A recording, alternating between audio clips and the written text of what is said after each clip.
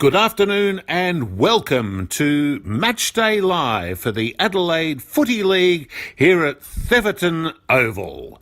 Today's big preliminary final is between St Peter's Old Collegians and Rostrevor Old Collegians, the winning team to play the grand final against the Goodwood Saints next Sunday at Norwood Oval. And now we welcome your masterful commentary team, Phil Herden, Vince Cosme, and Tony, Cowboy, the coach's coach, Neil. Gentlemen. Thank you, Mystery Voiceover Man, and g'day, footy fans. It's finals time, and we're coming to you live from League HQ, aka the Theverton Oval, for the OTR Division 1 preliminary final. It will be St Peter's Old Collegians against Rostrevor Old Collegians for the right to play the Goodwood Saints in next week's grand final. This is a Sports Interactive and filming footy production, thanks to our wonderful support of catch.com.au. They've got a great offer. We'll get to that a little bit later. But right now, the game in front of you is the Div 1 Reserves, the OTR Division 1 Reserves, and it is St Peter's, who've had a good day thus far, 11-8-74, leading Port District's 3-9-27, 16 minutes gone of the final quarter, which means we're going to have a late start. For Saints fans, earlier the C7 grand final was moved here, and Spock have a premiership on the board, taking care of Golden Grove, 11-6-72 to 4-5-29. It is a day where there will be 15 premiers crowned across the Adelaide Footy League. One of our crew, Jacko, is off to Norwood doing a stream of the Div 3 Grand Final, the Gardell Securities Div 3 between Flinders Park and Golden Grove, which means we've got a bit of a change to the lineup, but a man who's been here each and every week without fail. The voice of the Adelaide Footy League. Good afternoon, Tony Neal. Good afternoon, Phil, and what a day it is, mate. Preliminary final, there's grand finals, there's preliminaries going on. The team that won, that was the D grade, I believe. The St Peter's D's, yes, in the C7s. There's a flock of them just around behind the goals. They may or may not come into the camera, but most of them have passed out by half-time of this game anyway. A group of Saints would be a congregation. Well, there we go. I might go down and get blessed a bit later on, but probably too late for that. But listen, what a day it's going to be. There's a little bit of a breeze right to left that will favour the team kicking with the wind in the first quarter. But preliminary final, I'll go 1 week early. I came across a Greek quote this week.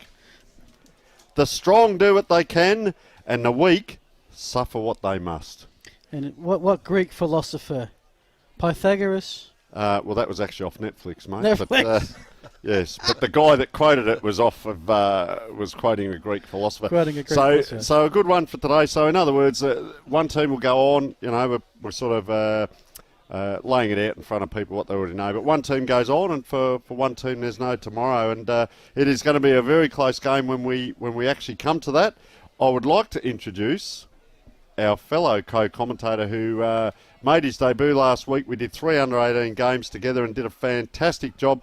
A wealth of knowledge in football circles from the highest level through to the Adelaide Football League, country and local. Mr. Vince Cosme, welcome to the broadcast, sir. Thank you, Tony. Thank you, Phil. It's great to be here, and very happy to be joining the A-team this week as Jacko's off at the Div 3 Grand Final.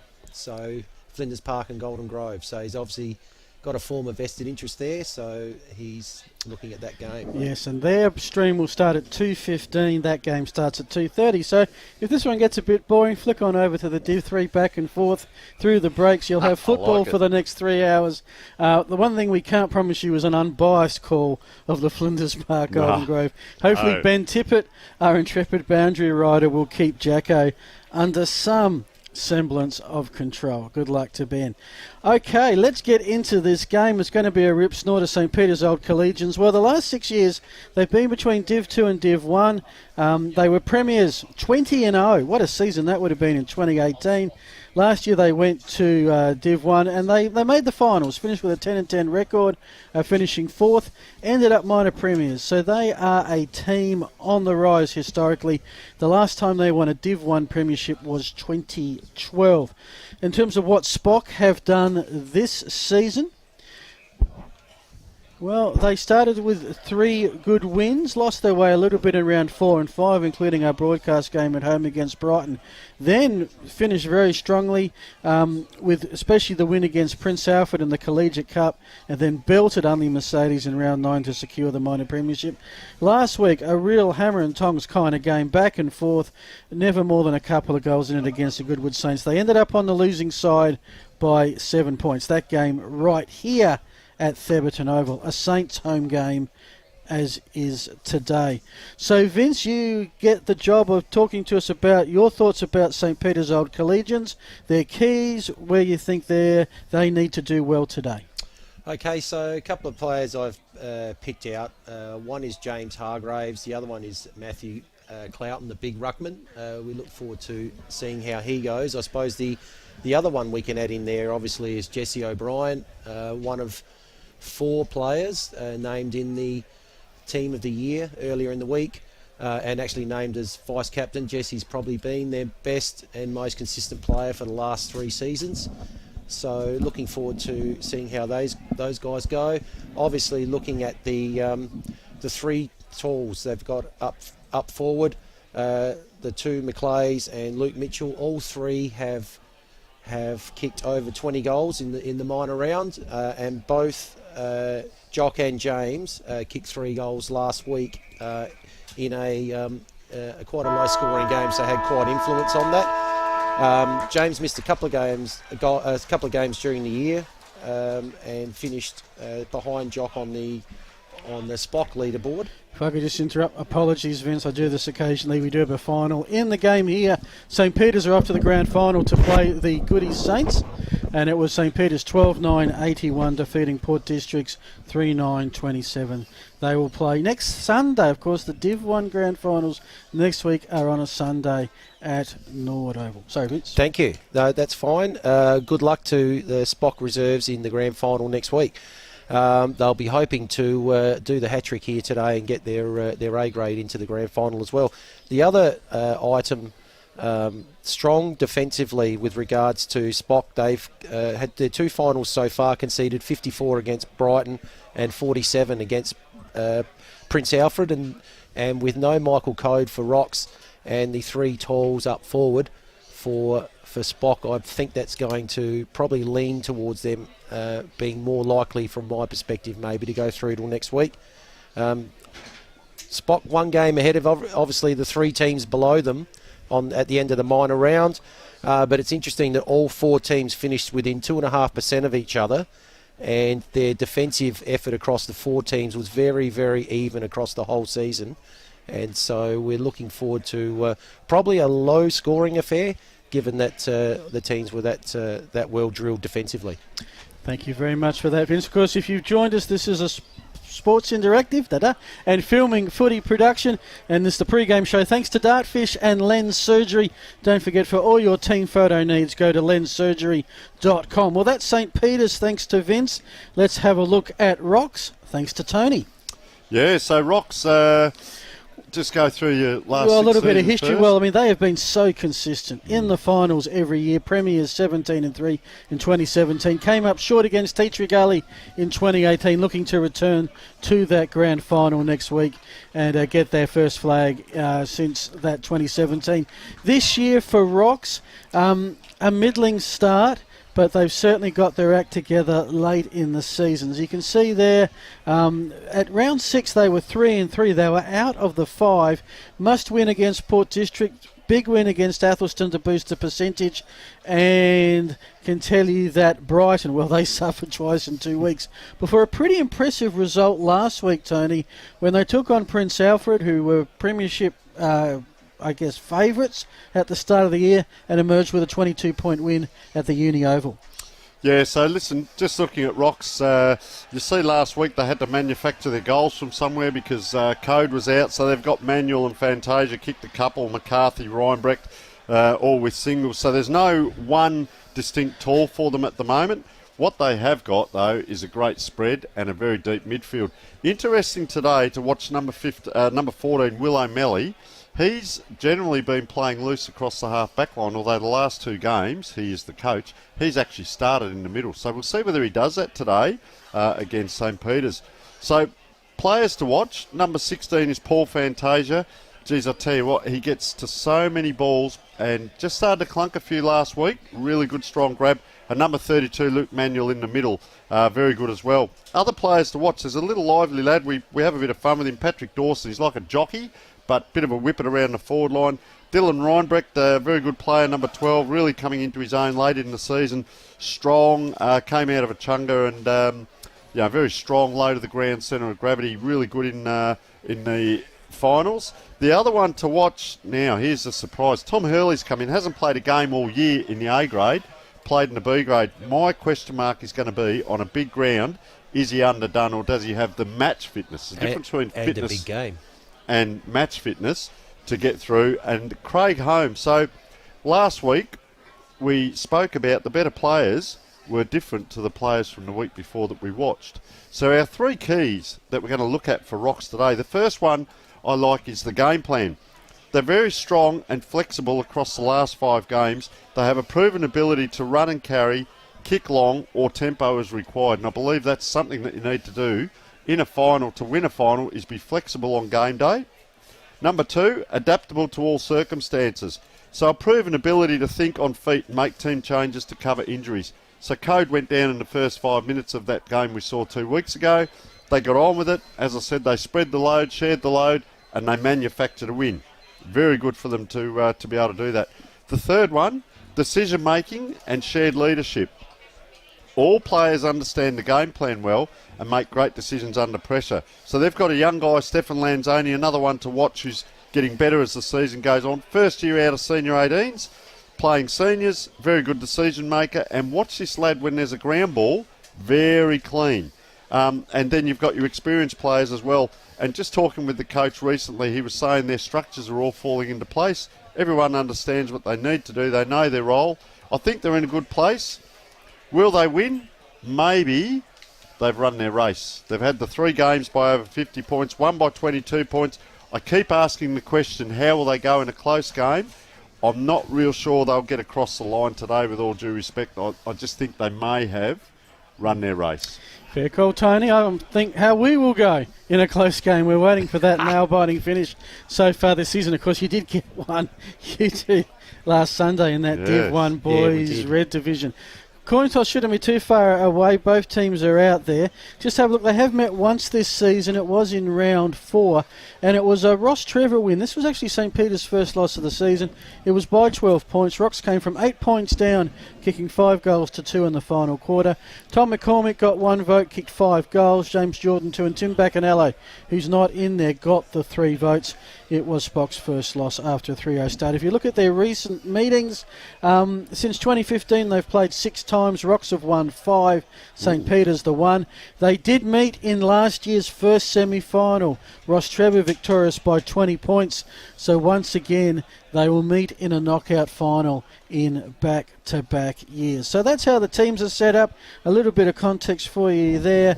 Let's have a look at the ground conditions. Thanks, of course, to the Elders weather app. And Tony, what conditions will the players be partaking in today? Yeah, well, it's actually not too bad out there. It's cool, but I think the rain has been and gone this morning. So let me just pull the Elders weather app up, and it says, rate this app, no thanks. So 13.7 feels like 9.9, and it's going to be 15 degrees, mostly sunny, 0.2 millimetres. So not even enough to wet the crowd. So it's going to be a very good day. A little bit of a breeze, southwesterly, 13 kilometres an hour with some wind gusts. So I think we're in for great conditions. They're fantastic, the ground too. Have a look at it. Yeah, it's in very good nick. Absolutely. The huddles are breaking. We might be starting on time, which to me is a minor miracle, which means we need to do our tips. We've come up with the food item on screen. Vince, your tip for this game, winner and margin. Okay, I think Spock will win, and my margin is 16 points. Tony? Spock by 22. Yeah, I'll take Spock by 8 on the Narrows. I think we agree. And there, yes, are the ladies at the canteen doing the sausages. And yes, there's me enjoying the feast of football, food-wise. So now the teams have separated. If I've got this right, I can see the Maclays for Saints to the right of screen. I reckon that's the way the men in blue are going. Rostrevor, I think, have the Breeze going to the left of screen. And we go to our caller to give you the matchups. And the first call, you're with Tony Neal. So our two big ruckmen in the middle, Big Clawton, keep an eye on him, number 37. He is absolutely huge. And Butterworth for Rostrevor had a great game last week as well. So umpire throws the ball off, preliminary final. Cloughton, it is second effort. He's pushed it forward already. Can they get a dominating kick inside 50? Umpire's given a free, and it is Rostrevor. Luke Manuel, one of the players that to watch. Just watch where he kicks this. Will he come out this side with the wind? They've gone the opposite side, so that's Murphy Short. Another player with a long kick. Inside 50, good mark at the back, and that is Jonathan Reid. Jonathan Reid comes out towards the grandstand side. Mark's been taken by James Moriarty. He's looking around. Not sure which way to go. Decides to go long, down to the wing. Hands on it there by Luke Mitchell. Quick kick forward by Fale Bushmore. Looks like it's going to be... No, it hasn't been intercepted. It's been intercepted by Ben McGill, and the kick goes forward, and there's a mark's been taken. Looks like Maclay down there. It'll be one of them. Just be... Which one is it? James. It's James Maclay. So he's about 20 metres out, no angle to speak of. We saw Saints play Payneham, and the McGills were huge in that game. And that one-on-one contest to be won on the half-forward flank is a difference between a neutral ball down centre wing and a St. Peter's shot on goal. Take us away, Vince. So in comes Maclay. Shouldn't miss from here. Umpire does move just a little, but it's through for a goal, and that's the opening goal to Spock. After 1.5 minutes, they're on the board against the Breeze, so that's a handy start for them. We also need to recognise our umpires who are there today, and hopefully their details will come up soon, because, of course, it is time for the umpires. It's only the best of the best that come up now. But we'll wait for that. So we're in the middle. I think Rocks have got the Breeze. They look nice in their green, Phil. Matching the greenness of the turf. Absolutely. Umpire will ball it up in the middle. The Rocks will go to it. We'll give that one to Clawton, although it should be Rocks who get it away thanks to Luke Manuel. They've got it in the middle. It's with the coach, Will O'Malley. Sends Rocks forward into some space. Forward 50 on the grandstand side. It bowls over a couple of players. Picked up by Reinbeck. He's very good at ground level. To Demetrius, the Norwood veteran from 45. Salutes as soon as it left his boot. And there is your reply. 2.5 minutes gone, and both teams are on the board. How good, Vince, was that? Well, that probably flies a bit in the fact that I said it could be a low-scoring affair. It's got off to a flyer here. Both teams inside 50 once for one goal, so very good efficiency. And we'll see if that continues now for the remainder of the game. We certainly hope it does. It's a bit of a shootout just at the moment. What are we, only 3 minutes in? Geez, I hope that's a sign of things to come. We could get a high-scoring game. I'll tell you what's happened in the middle. Cloughton's got two winning taps easily. Hargraves is in there, number 5, standing Manual. That'll be a great contest. So up it goes. Cloughton he jumps and then lands, but Rostrevor away here, just to bang onto the boot. Inside 50, there's a mark. The value of playing in front, and there's Fantasia, one of our players to watch. Now he's going to kick this on 50 with the Breeze coming over his shoulder. Does a bit of a Matthew Lloyd, throws the grass in the air. Geez, I tell you what, we could have three goals very early on in the game. So very deliberate, wanders in, long high kick, hasn't quite made it, just off to the side there a little bit. So through for a point. St. Peter's 1 goal, Rostrevor 1-1. And let's just have a look. Very good player. We interviewed him on the show recently, Toby Schultz. Great kick on him. Not what normally happens, we say that and it comes undone. However, kicks out wide, taken by Ryan Obbs, goes backwards to go forward. Player caught in trouble there and steps over the line. Just keeps it in, but gives it a 50-50 contest. O'Malley turned his back, came at it strong. Well done. Daniel McCallum, inside out, check side. Little bit of tunnel ball. It's up. Fantasia handballs to no one. These players are good. the McGill brothers. Off they go. 27, Hamish Allen. Down the wing. Unable to take it was McClay. He'll give you a contest. Look at that. Bump, bounce. He'll give you everything. Vince, how do you see it? Quick start. Yeah, both teams very clean, generally as well. Ball's on the outer side, about to be thrown in. So it'll be Butterworth again up against Cloughton. Ball's down. And it's a little bit of, there could be a push in the back there. Oh no, he's called holding the ball, the umpire. And Rocks will get the free kick. Manuel. And Manuel had caught there by McCarthy. Ball's now just ping-pong back in towards 50. Quick kick there. Out towards the wing. There's a 2-on-1 here. Looks like it's been picked up by Moriarty. He's got the handball back, and it looks like Spock are going to clear. The ball goes into the middle. Butterworth. Just a little bit of dropped hands there.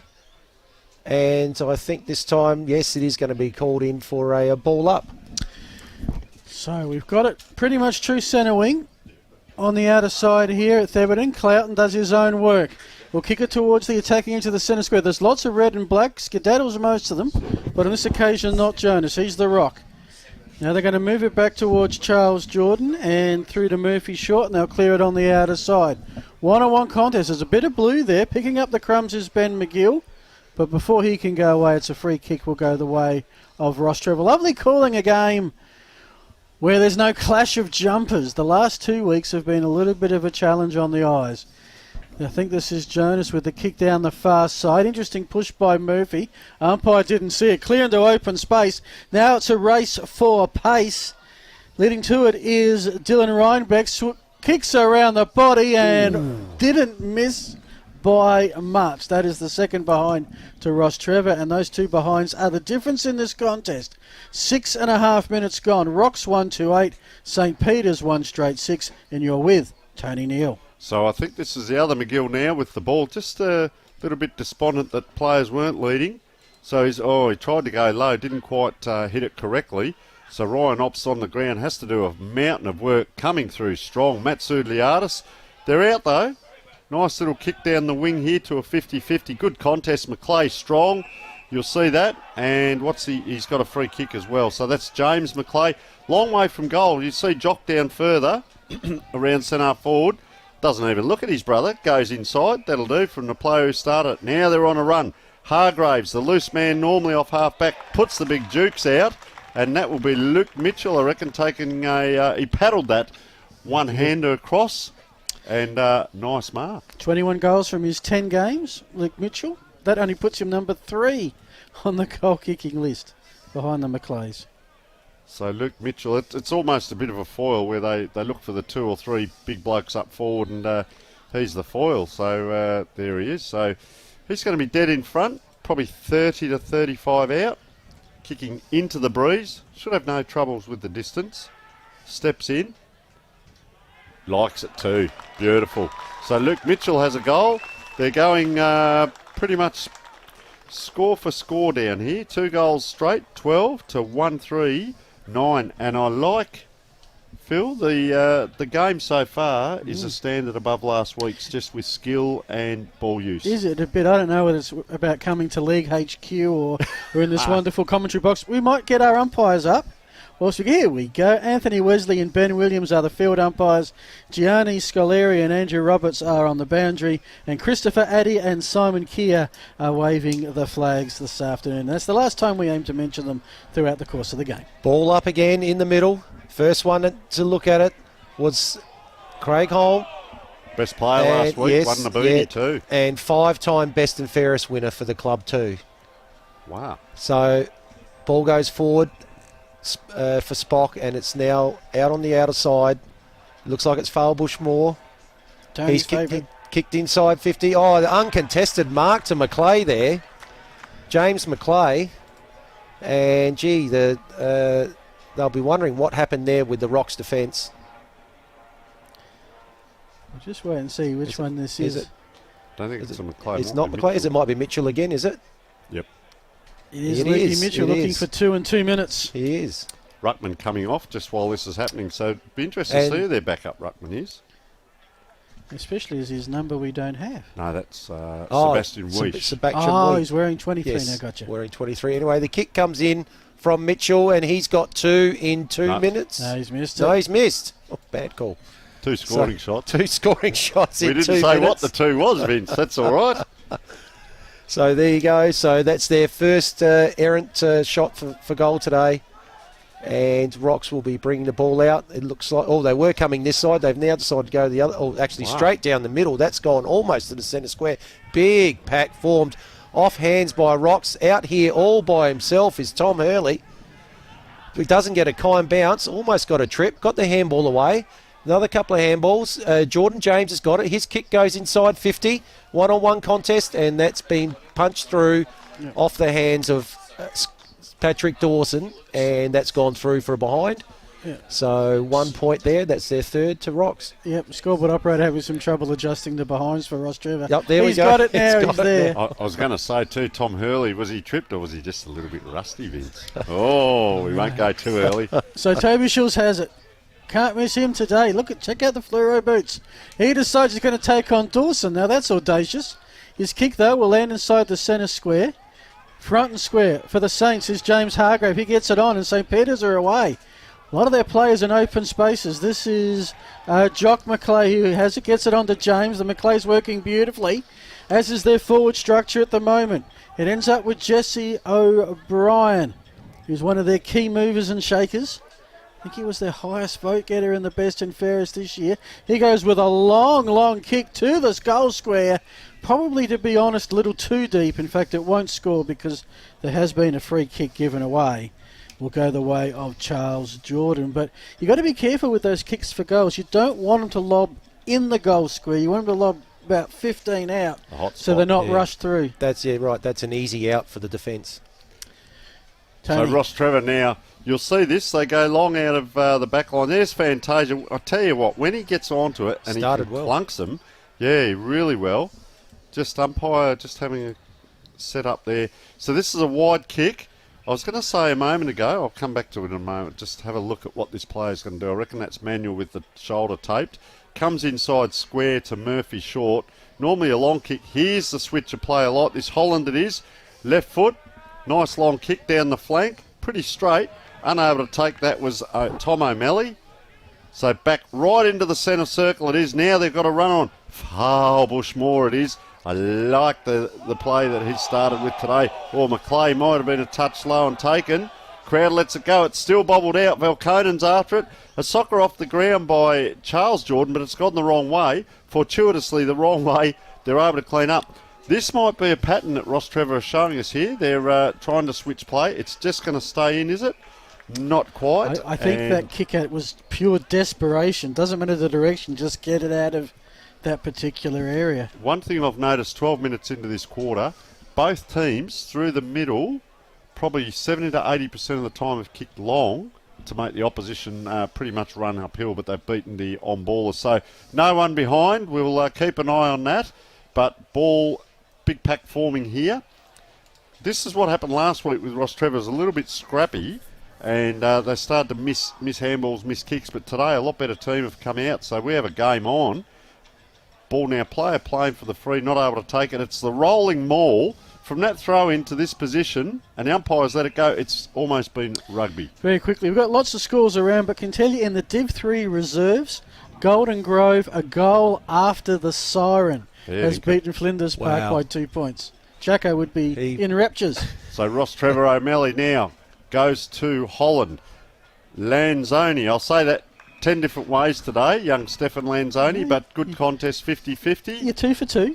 Yep, and you're with Vince Cosmo. So, ball in on the half-forward flank here for St. Peter's, on the grandstand side of the ground. 2 ruckman, about to go up. Tap down. And the ball's now come out towards the wing. First one there, looks like it's Manuel, was it? Oh, kick off the ground. Ball stays in. Heading towards it was Fantasia again. Oh, excellent tackle of Fantasia on Jonathan Reid. Umpire calls play on. Oh, kick off the ground by McClay. Didn't really get anywhere. There's a kick there from Jesse O'Brien, I think it was. And no, sorry, Ryan Obst, and that's gone out on the full. So Rocks to take the relieving free kick on true centre wing. Ball comes down towards half forward. The big pack up. Oh, excellent mark taken in front by Toby Schulz. He decides to switch straight away. Got a free player out in the middle. That's Nick McGill. He's now going down the middle, looking for McClay. Yes, it is McClay. He's gone straight in looking for Toby Mitchell, I think it was. Ball spills, quick kick forward by Fale Bushmore. Ball's now in the forward pocket. Oh, players scrag there without, and he will get the free kick. Scrappy, isn't it? But intense. Yes, and that looks like holding the ball there has been given against Craig Holm. I thought that he got sort of slung tackle after he got rid of the ball, but no, it'll be O'Brien with the free kick. Jesse O'Brien, runner-up in the association medal, vice-captain of the team of the year in Div 1, and he has given him a rap and he has missed. That normally happens. Across the face, that'll be 1 point, and it'll be Murphy short to bring the ball back in. Alrighty, so a 4-point lead to St. Peter's, who I think are going into the breeze. We're never 100% sure until both teams get a bat, so to speak. You just want to see them both have it. And they look better going forward. Rostrevor had their opportunities, but a bit inaccurate as Hollands takes a nice mark just on defensive 50 in front of plenty of, and a good crowd I should add in here today. Of course, we're limited COVID-wise. Hopefully they've been keeping count properly. As Tom McCormick, who kicked 5 goals in their last meeting, takes a mark. He gets it onto Manuel. It was important last week. Onto the Tom O'Malley. He's kick inside 50. Beautiful pickup by Murphy. This sits for Scotty Gilbert. It comes back with the breeze. And that is Rostrevor's second goal of the afternoon. And they head back in front. Rocks 2-4-16, St. Peter's 2-2-14. I concur with you gentlemen, the standard of this game is at a higher level than last week. Some great clean possession at ground level to set that up. Sorry, good transition too, wasn't it? From back line to forward line. Beautiful. I love the commentator. You love the coast-to-coast play. And thanks to Lockie and Dartfish, we have some stats. So very quickly, the inside 50's Spock of 7, Rocks of 7, clearance of Spock 1, Rock 6. So this is what happens. Cloughton often wins the tap, but then it's what happens next. So up we go. So he wins that tap. Lo and behold, Rostrevor get onto it. Cloughton can't get down to it. Spock's strong in there. Player dragged the ground. So this is what happens. So Reinbrecht, he is a bull, goes back on the left foot. He'll kick this long inside 50 again. Big pack forms over the back, not quite. Schultz on his wrong foot, which is his right foot. Work that one out. And the ball's not quite dribbling over in front of McGill. Just very quickly, I did notice Jeff Riddle, the Spock coach, about 2 minutes ago, up on his feet, pushing players to the left of screen, pushing them back and quite animated. So you can tell it's a final when the coaches are under a little bit of pressure. Nice throw-in by the boundary umpire. I like watching that. So there's that hit over the back I often talk about. Player first to it, Matt Sudliadis, but couldn't get his feet up and going. So good pressure there. Reinbrecht, you'll see him on the bottom of a lot of packs. Not a lot of players around this ball. Plenty of space. So see Manuel just waltzed on through. Nice kick. This is the spot Phil was talking about earlier. Get it out in front of goals. 20 to 30 out. Fantasia just goes back inside, lines himself up, doesn't hit it correctly, and that's a point. But how easy Luke Manuel got through that pack was because there was only about 5 or 6 around it. Sometimes you can throw a blanket around 16 players, but this time 3 or 4 and just waltz through. Interesting. Earlier in the quarter, it looked like Rocks were really pressing up high with why they had the breeze. Now maybe check McClay. McClay out just by himself, just at the back of the centre square, and it looked like a few times there St. Peter's had a couple of chains where they were able to get through that. So maybe the message has gone out not to press so high. So the ball's come back into halfback. Mark's been taken there by James Duncan. Setting up on the other side too, yeah. Yep, he decides to come down this wing, and we've had an intercept mark there taken by Sam Jonas. He plays on quickly, he looks in the middle, got a player there. That's Craig Holm. Ball's come forward in towards 50, deep entry towards 50. He's going to suit the forward, and it does. And that's an excellent mark at the back there by Nick Murphy, and he'll be shooting for goal from about 20 metres out, directly in front. He gave a fair bit last week, we noticed, Phil, wasn't it? He didn't kick any goals, but just his movement around. I think he'd kicked 2 or 3 the week before, so he's a very handy player for them up forward. As we said, they've got to manufacture them, and this will be one of the players that will be a manufacturer. So in he comes. Little bit of a skip. Kicking, left a lot of room in front for the man on the mark. Think he's squeezed it through. Yes, he has. And that'll be their 3rd goal. And 3-5-23 just opened up a little bit of a break to 2-2-14, 20 minutes in. And that's the first time that we've had more than a goal the difference in this game. So they've taken a little bit of time, Rocks, to try and get some traction out of this breeze, but they've now been able to sneak their way in front late in the quarter. Biggest match high lead, 9 points. The match is only 20 and a half minutes old, and we think Rocks have the breeze in the first quarter, so you would expect them to have that lead at the moment as we're in the middle. That player with the ball, Luke Manuel, has already had 6 clearances. And he is good with it. Give him the ball, he will be influential. But just the Saints side of the T-Saucer in the middle. Butterworth the tap, only as far as the Saints though. That's a kick around the body to no one in particular. Forwards come up. Good attack on the ball by Far Bushmore. Had the run of Hamish Allen, and he had the lead of James McClay. Oh, good jukes. So it's very impressive once they get their hands on the football, both teams at the moment. This will be an interesting shot into the teeth of the breeze for mine, which is coming from the southwest.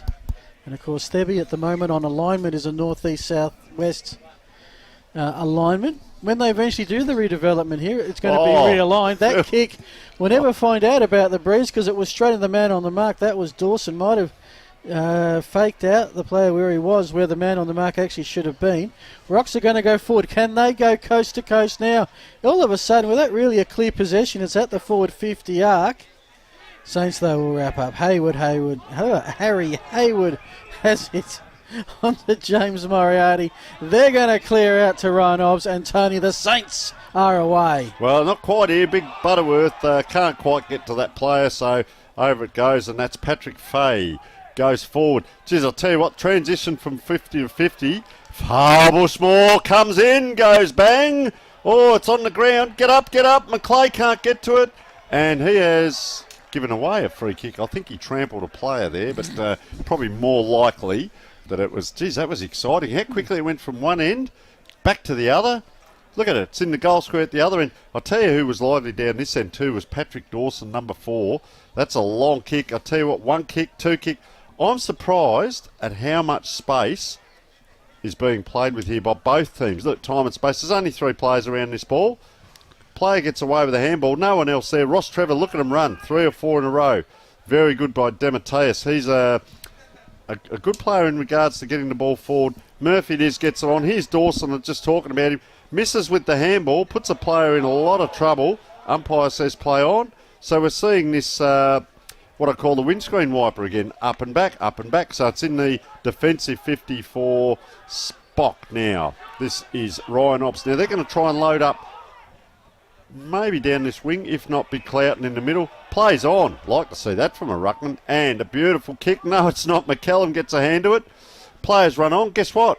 Inside the 50 at the other end. McClay sets himself. Great second effort. Bombs around the corner with a bit of a screwy. He didn't quite get onto that. This player is very good in the back line, I reckon. Is that Jonas? Maybe not. Anyway, out it comes. Poor kick. Oh, risky. Player, this is what I'm talking about. So much more open today. Now, what's the players? Charles Jordan. What's the players have to run and try and get in? It's like watching cricket when the bowler comes in to bowl. Everyone's swarming in, Vince. They are. The ground has really tightened up now, and this time it's Spocks that are pressing up the ground. And against the breeze, looks like we've had a free kick paid there to Butterworth, I think it was, the ruckman. Yep. He's gone out wide, and he's found a player out there. I think it's Craig Hole. Manuel, it's Manuel, sorry. He's gone forward. That ball looks like it's now at half forward, and it's going out. It'll be a boundary throw in at half forward for Rocks. We've played 24 minutes here in the first quarter.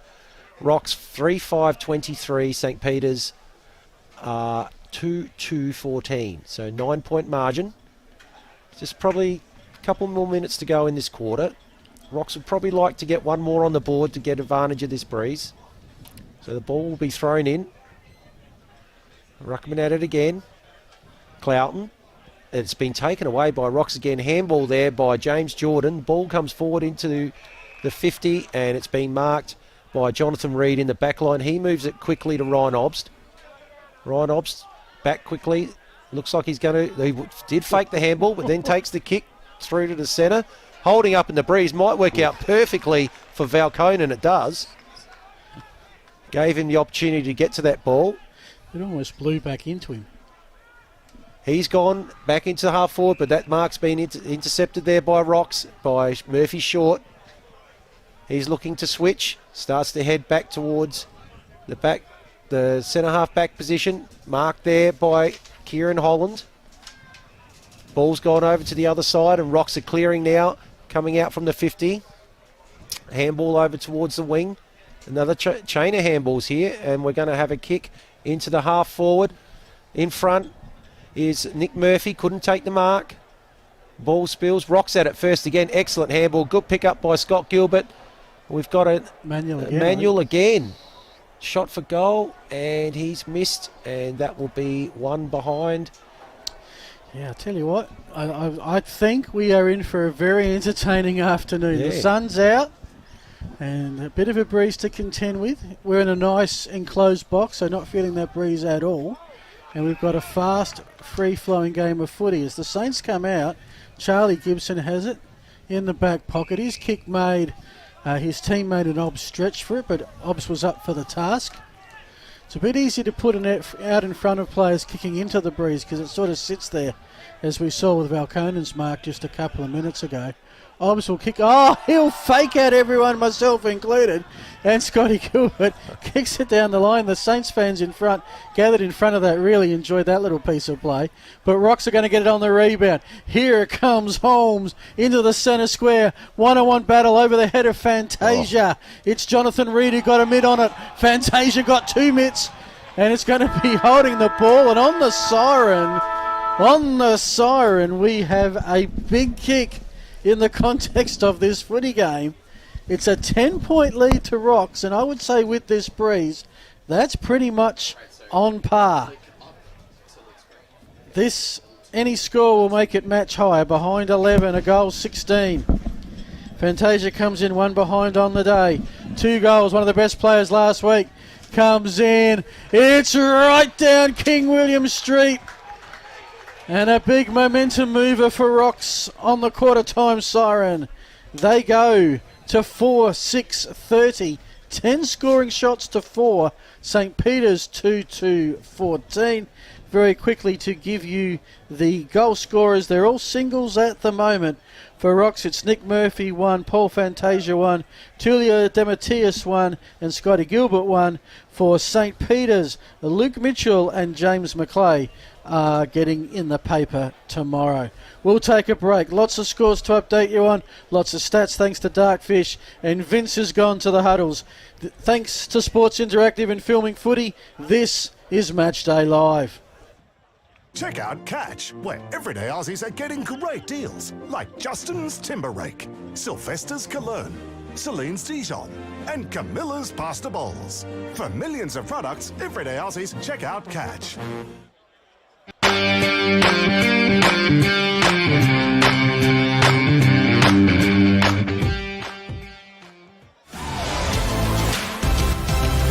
Welcome back, folks. Well, it's getting hot in the kitchen in the OTR Division 1.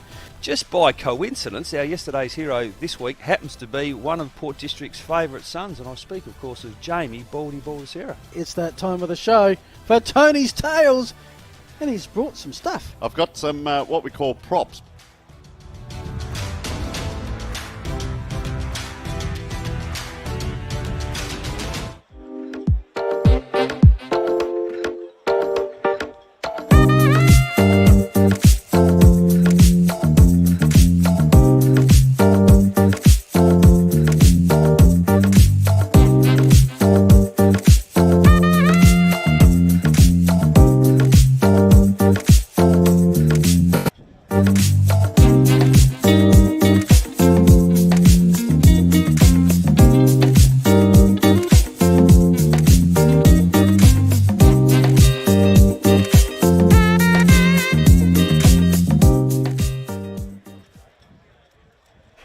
Welcome back, everyone. Thanks to Dartfish and, of course, to Lockie. Here are some stats.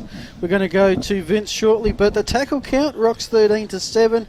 Hit-outs favouring Spock, but the clearances, so there's your thing, Tony. Spock with the hit-outs, but Rocks with the clearances 13-3. Yeah, and that's what I keep saying. There's that famous quote, great AFL coach said, it's not who wins the tap, it's what happens next. And as you can see, the midfield getting on top. Luke Manuel's been very impressive in there. He's had 10 disposals, 3 tackles, 3 clearances, and 3 marks as well. That's number 32 with the tape on his shoulder. Been very good on there and ably assisted. As we said, the inside 50s, 14 to Rocks, 10 to Spock, which they are going with the win. There's probably a 2 or 3 possession difference to that end. Interesting with the turnovers. St Peters have had less of the footy and yet the higher amount of turnovers as well. Mistakes are costly. The hit-outs were the big ones and the tackles. Look at Rocks, that pressure. Now, I've tipped that they may not go on with it. And have a look at them. They're performing very well as we speak. Well, there's Vince out there listening in on the Rucks huddle. Whilst he's doing that, look, there's plenty of things happening. We had lots of C grade. We have 15 premierships in the divisions 3 to 7. So let me give you what we've got at the moment. In C7 here, it was St Peters defeating Golden Grove by 43. In C6 at St Mary's, it was Marion defeating Adelaide Uni by 6. C5 was Lockleys beating Salisbury by 76. C4, Adelaide Uni have a premiership thanks to Pembroke. Okay, let's go boundary side to Vince. Okay, just out here at quarter time. Just been listening into the Rock quarter time huddle. It was interesting that they were kept in the middle. Just for a quick general discussion first up. A couple of things that we picked up on. They were a bit concerned about Spock's ability to hit a target up through the middle of the ground and wanted to tighten up in the middle of the ground. He'd like them to lower their eyes. They thought they blazed away a little bit, which is probably a product of being with the breeze and going long. And they're really strong on believing they've got the fitness and they've got the legs to run this game out. So back up to you guys. Thank you very much, Vince. Just to run through some of those other C-grade premierships, well, it was Flinders Park who won the C3 premiership at Norwood earlier today, beating Plimpton by 19 points. In the C2, Sacred Heart beat Teacher Gully by 2 points. That was a prelim. That is to play Henley in the C2 Grand Final next Saturday. Still waiting for a Prince Alfred Goodwood Saints scores from the C1s. Plenty of reserves, final scores and premierships to tell you about. We'll get to those as this game allows. But we are set for the second quarter, and you're with Tony Neal. So umpire holds the ball loft. Up they go. Cloughton again. This is what we're talking about. Huge tap forward into space, and he's going to get a free kick. He was held on to.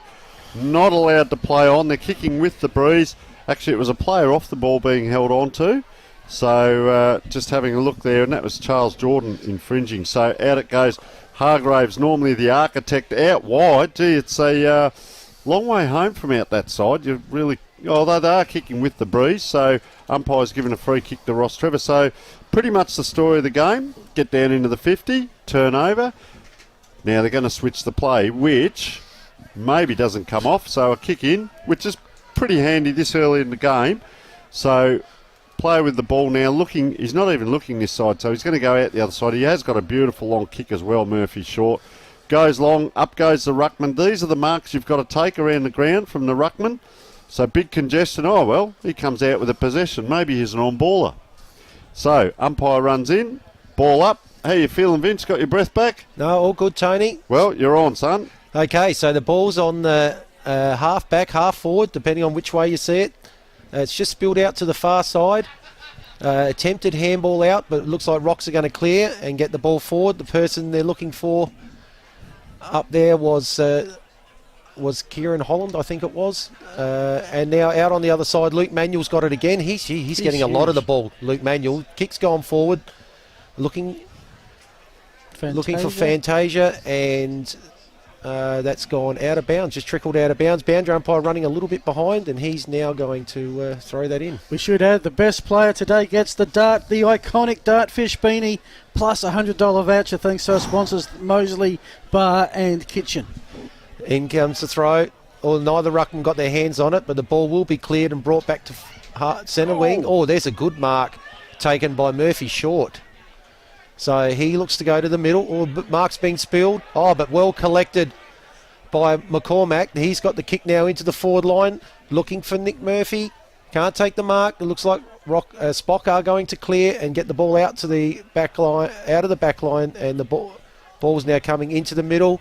That's O'Brien there in the middle. He's switching to the other side. Good lead, good take, good handball. And the ball now coming into the forward 50. There's choice of two there, Mitchell or McClay. It's missed both of them and will spill over. No, it stayed in. And now Pack's formed just inside the boundary line, right near the point post, down at the Spock end of the ground. That's the northern end that they're kicking to. And that's the way the breeze is going, if I'm any judge, thanks to our Elders weather app. So a ball, and of course the umpire will bring it into play. Butterworth at ground level soccers it off the ground, try and get some distance away from the goal. St. Peter's player went to ground that didn't move, and he's deemed holding the ball.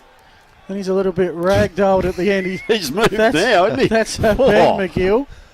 And he was playing dead there for a sec, but maybe not. Kick comes out. Daniel McCullum has it, where the 50-metre arc meets the boundary line. In the northern pocket here at Theberton Oval. Kick downfield. Get it to the coach. Always a good move. This is Will O'Malley. Bit of a helicopter-type kick, only as far as Reed. And now it's St. Peter's on the rebound. Centres the ball. Finds the target. If that was Fotheringham, had to go down, so couldn't really get it on as quickly as he wanted. There's a loose man, half-forward flank. Kick inside 50, looking for a McClay. Cloughton's got it. Claughton's got it, sorry. Tries to play Rover. Fought with danger a little bit. Luckily, ball spills out of play. It's a throw-in front of the bowling club and their beautiful shaded facility they have there for those who love their lawn bowls. We love our footy, and you're with Tony Neal. So umpire throws it in. Yeah, good by the ruckman now. It didn't go behind. McClay, almost a throw, I'd say. Now tries to get it on his left, but misses completely. Don't think you get a stat for that. Rostrevor, more time than he knew then, so gets it across now. Players running down the ground. I'm looking down the ground here. That player that gave the handball out has run on there, so this is a good mark by Mateus. There's 3 or 4 free players here for Rostrevor. Now congestion comes. So just having a look, slows it down a little bit. Nice kick down to half forward. Once again Murphy, great mark, gives it inside. Off he goes home on the left foot. And a great strong mark. I reckon that's his second one, James Moriarty. So they'll switch out the other side now. This is Nick McGill, and I'm just watching Ben McGill and coming back. Murphy it is again. He won't drop the ball. So he'll have a look around. He's got a player short if he wants to. Mateus goes out the other side, long way home, and of course turns the ball over. Good strong mark required, and Fotheringham just the last couple of minutes has come into it. Looks down the wing, long kick down, and just an easy chest mark by O'Brien. Normally doesn't waste the ball. He's got Bushmore in the middle, but doesn't use him. So, just pops it up in the air, makes it a 50-50. This bloke is a competitive beast, Jock McClay. He just won't give up. Goes long down. It's a good old one-on-one. O'Brien it is, gets the handball across. James McClay puts it up in the air, and that is a very clever kick because he just popped it up in the air and gave it that little bit of wind. I'll just see whether that might have been Mitchell that got the handball across or O'Brien, but they structure up here. The replay comes in. Mitchell it was. Mitchell it was, yeah. So they've got a fantastic structure up forward. Once again, that's that transition. The 2 players, so Ben McGill and Will O'Malley, have both just come off. They're not so much standing each other, but we're playing on each other very quick. Just got some quick score updates. Can tell you that it is quarter time in the Div 2 preliminary final. Sacred Heart 4-2-26, Henley 1-1-7. Sacred Heart by 19 points. Quarter time in the Div 6 grand final. Hectorville 4-1, St. Paul's 2 behinds. Swoosh. Hectorville by 23. Okay, so ball back in the middle. Rostrevor, can they get another clearance? Player slow to get up off the ground there was Hargraves. Just looking at the umpire called that probably 30 to 40 metres off. He was right at the back of the square there. They're going to go ahead again now, St. Peter's. That's a high kick. McClay comes out, crashes the pack. Good to see. Oh, Holland couldn't take it. O'Brien comes through. Ball on the ground. Just a scrambled kick out by Rostrevor. Oh, poorly done by Dawson. Just the bounce beat him, I guess. Oh, a little... now, that was an actual kick to advantage by the Rostrevor player. He's going to get it back. There he is. Handball over. Puts another player in trouble, which is Murphy. He's rolled into the ground and given a free kick. So, Charles Jordan being quite lively there. And Murphy it is. Has a look at the crowd. Bit of a smile or a grimace. Looking down the ground. Vince. So Murphy, he's played a good quarter so far, Murphy, and a good game. Kick goes up to the wing, big pack forms, high flyer there by Jonathan Reid. Ball spills out, first one to it was Hayward. He's caught, tackled, holding the ball, yells the crowd, but now the ball spills out again here to Scott Gilbert. He's got it ball wide, looking for DeMatteis. He's got a bit of time to assess his options, goes for the handball, gets it back, DeMatteis running towards 50. He's got spotted a player out there all by himself. Excellent pickup. And now he's going to have a shot on goal. O'Malley. It's fallen short. First one there. Oh, it's just kicked off the ground by Lanzoni. Has that gone through? It has. Well done, Stefan Lanzoni. Just where the Rover should be, front and centre. Here's the kick in. Ball spills Lanzoni right there, front and centre. Gets his boot to the ball, and that has trickled through. Despite Patrick Dawson's best efforts to try and get it right on the line, that is a goal to Lanzoni, and that will put Rocks further ahead, 15 points. When that ball came in then, Vince, too, they had no one up forward. They had to play around with the handballs and that around that 50-metre arc until players got into position. It was almost a bit of Pagan's paddock, but manufactured the goal, as we'd spoken about before the game. Well, we're back in the middle. This is proving to be an entertaining contest. Rocks have got one into the breeze that would help settle their nerves a little bit. They've got to do battle into it this quarter. Saints kicked the first goal with it, so both sides have kicked a goal as we do have a stoppage in play. Just want to say on the YouTube chat a couple of g'days to ZachBay21, Nate Place and Jeff. Jeff says, what league is this? Well, this is the Adelaide Footy League, the largest footy competition with over 70 clubs, hundreds of teams in the state of South Australia. Do they play shortened quarters? No. Normal length quarters. What do you think we are, the AFL? And is it being played behind closed doors? Definitely not. In South Australia, we are COVID limited to 1,000, but that makes for a pretty good atmosphere here this afternoon. Very quickly, Phil. See number 12 there, Jock McClay's. He's just running out of the middle now. He's come into the ruck as Claughton needs a rest. So I reckon he's playing as their second ruckman. Well, I think you're spot on, Tony. This is a very good pickup. Butterworth comes over the top, ends up back at Butterworth, and he turns into a Spock sandwich. Towards the boundary line it goes. Lanzoni is lurking. He wants two in a couple of minutes. Ball escapes from him. Now it's St. Peter's working it nicely there. That was Masuliadis and Obs with the kick, finds a leading player. They're going to slowly work it out of defence now. And this is, as we just take a breath, the game needs it at some stage, comes down and finds Val Conan. So this is a little bit more slow and deliberate than what we've seen today. Falbushmore, aka Hugo. He decides he's going to switch the play around. Now this is Chock McClay playing it from the centre half back position. Big penetrating kick from 50 to 50. With the breeze you can do that. Comes to Jesse O'Brien. He's tackled. He's wrapped up. Nothing doing. Will be a ball up. 55 out. 11 minutes gone. It's Rostrevor in the prelim final. Rostrevor Old Collegians by 15 points. So you'll see McClay is in the back half. I'll tell you something about him in a moment. But St. Peter's now bobbling around, and what's happened, Luke Mitchell's had to come up for the tap. Out it goes out the back. Just a hack forward. Ball bouncing now. He's been good too, Reid. This way, that way. Runs himself out of bounds almost deliberately there. So big Jock McClay is in the ruck at the moment. What happened? He walked back. So he's walking through the middle now.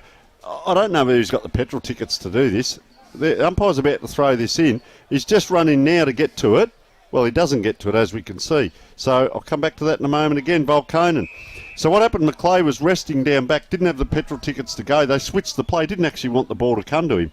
Did the big bomb forward. Now he's going to compete. They've also put two Tom McCormack in ruck for Rostrevor OC Legion, so both lead ruckmen are having a break. That's him on the bottom of the pack applying tackle. Lanzoni, impressive. Comes out, gets bundled out of it. Good old one-on-one competition here. Speaking of competitions, the ultimate best oval bracket. Whoa. 70 grounds down to 1. The voting finishes at 11 o'clock tonight. Ingle Farm and Salisbury in the grand final. That has been absolutely full on. So free kick here goes to Hamish Allen. Haven't called a lot of him. You can see he's looking inside. McClay goes short. Now he does want it. Ooh, almost off there, but Tom Hurley up. Drives it inside. Dangerous kick. This is where they can set up through the middle. Over the top, makes all the on-ballers run. McGill won't give up. I tell you what, this player's been good too down back. Tom O'Malley. Just a quick little handball out. Number 13 there, Matthew Lee. New player on the ground. Oh, puts a player in trouble there. Poor old Scott Gilbert ran into a big amount of trouble. So can they get out here, St Peters?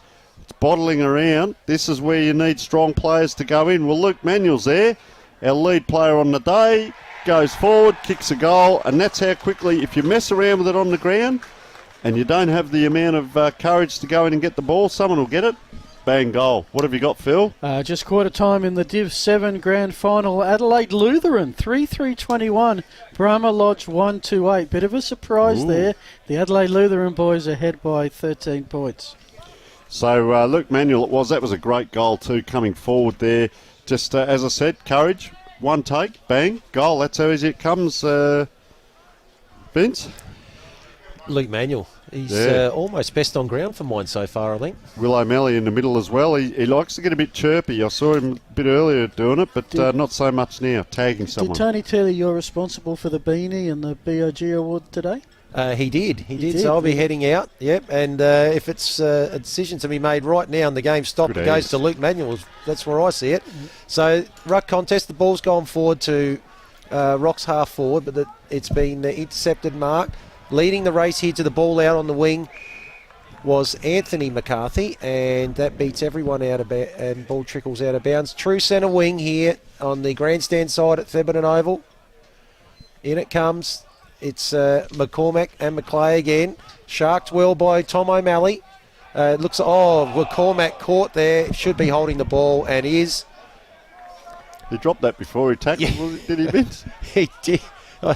I think he wasn't sure what to do with it, but Obster's got the ball. He's having a good game across half-back, Obst. Like he's doing a bit of link-up. Long kick. It's going to land right on the 50.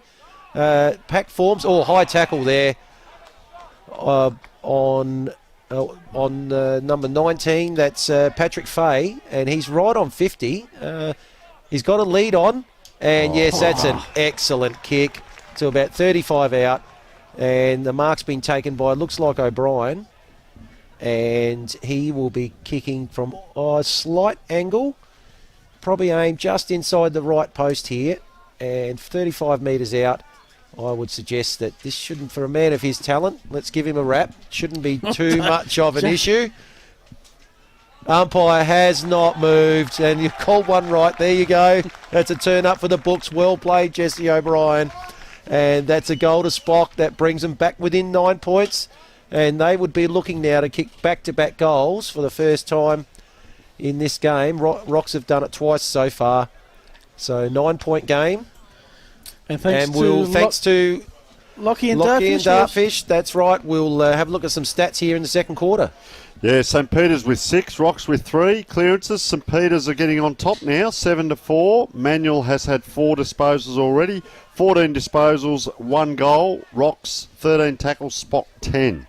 Div 3 grand final, quarter time, Flinders Park by 4 points. Thanks to John for the score updates. The very quick clearance from the middle. This is Ben McGill with the kick towards the top of the square. Where's the Crummers? It ends up going out of bounds. Chance for a throw in. Just want to tell everyone about a wonderful promotion that we're running thanks to catch.com.au, screaming good deals. If you buy something through catch.com.au and you use this code that's about to come on screen, no, not Michael, it's BPSCG1, funding will go, part sales will go to the Adelaide Footy Club, helping your local footy club. So BPSCG1. and we're going to give that a regular plug through the course of the afternoon. Thankfully, nothing came from the throw-in. It's another throw-in in front of that scoreboard. It shows Rostrevor leading by 15 points as the Rucks go to it. Ground level football. Ryan Brick couldn't pick it up. It ends up with James Duncan. He goes back. Sort of a kick in midair. Surely not 15. Gee. Surely not 15. Gee. Well, Wow. talk about the commentator's curse. Will O'Malley has it. Off defensive 50. Has chance to wind up. Go with a long kick to that outer side. Aerial ping pong. Rock's just trying to tap it forward through the air at the moment. Saints will pick it up. Very close to that strategically positioned flagpole for our cameraman. Demetrius, hand pass forward. Fantasia. Who can do the best work at ground level? In the end, it is Rostrevor who are going to escape with the football. They're going to bring it across the field here as I wait for an opportunity to hand over. I might do it now. Tony McCullum under pressure. He'll get it across to Holland. So Holland caught in trouble there. Great pressure by Obbs. McCallum comes in to support, almost takes his own player out. And ball, geez, I'll tell you what, that was close to wanting a full. Doing a mountain of work there, McCallum. I was just going to say too, Will O'Malley has just started to get himself involved in the game. He's been quiet up till now. We see Jock McClay waiting to come back on. There's 3 players actually there, Hargraves and Velconen all waiting to get back on. Cloughton it is, palms it out. O'Malley once again puts a player in trouble. Down it comes, gets it back. Tom Hurley it was tackled. Poor old Tom Hurley, just a little bit off the play as we speak. He's got the hands on hips. It might come down to fitness on the bigger ground. So St Peter's picked this ground last week. This week it was determined, I believe, by the league as a neutral ground, was it, Phil? Anyway, ball goes down. Just let me get under that bus. Yeah, so we'll have to find out from Tony Sullivan. Either way, we're live here at 30, we're folks. Here, and because we're St here. Peter's are, St Peter's are under pressure here. And Craig Holm, he probably needs to just lift a little bit as well.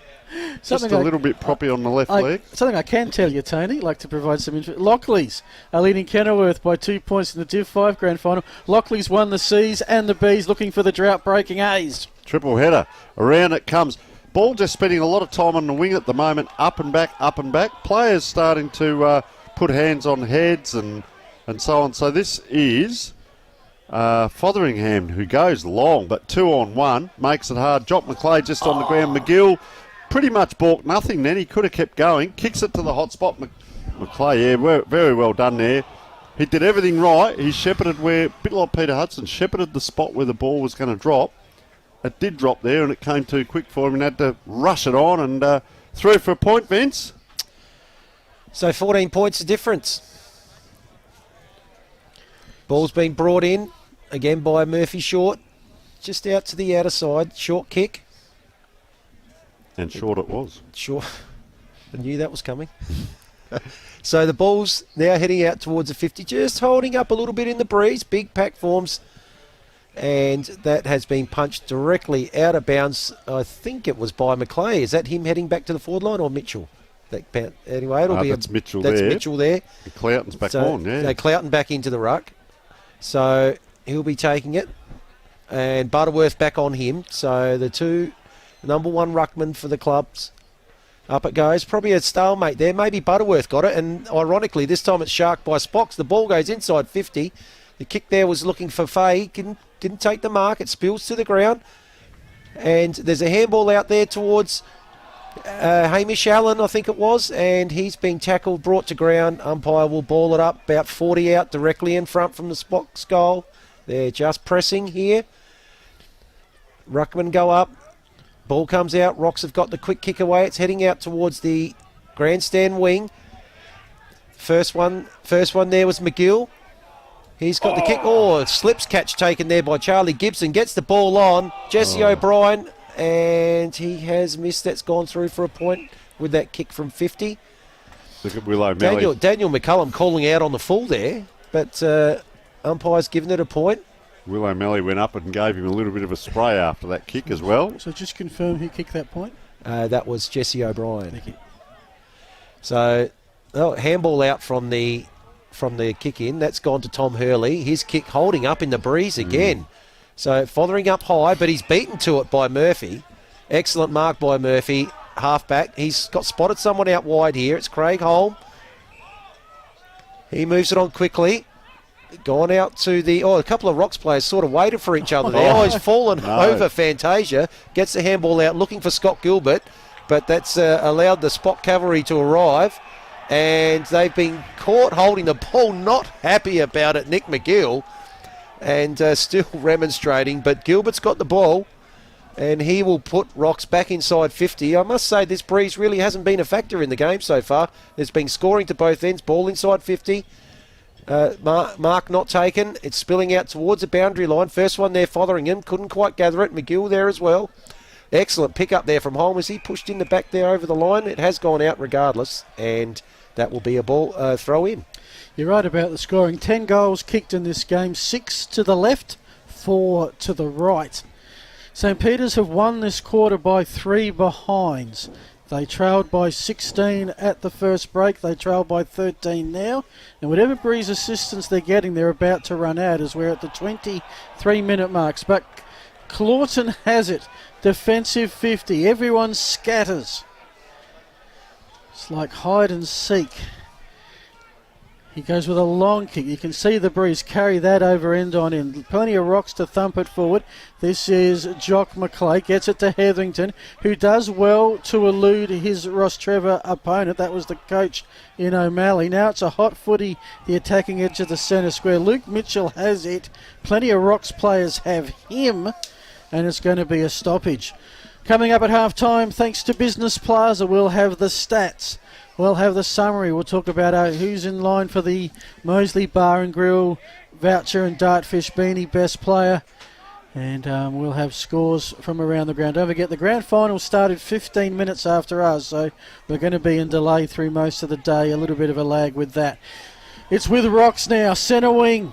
Dawson, the jack in the box, goes left, goes right, gets the hand pass onto James Jordan. He's got Fantasia onto Manuel in the pocket, 50 metres out, one-on-one contest, top of the square! And it's a Rocks mark.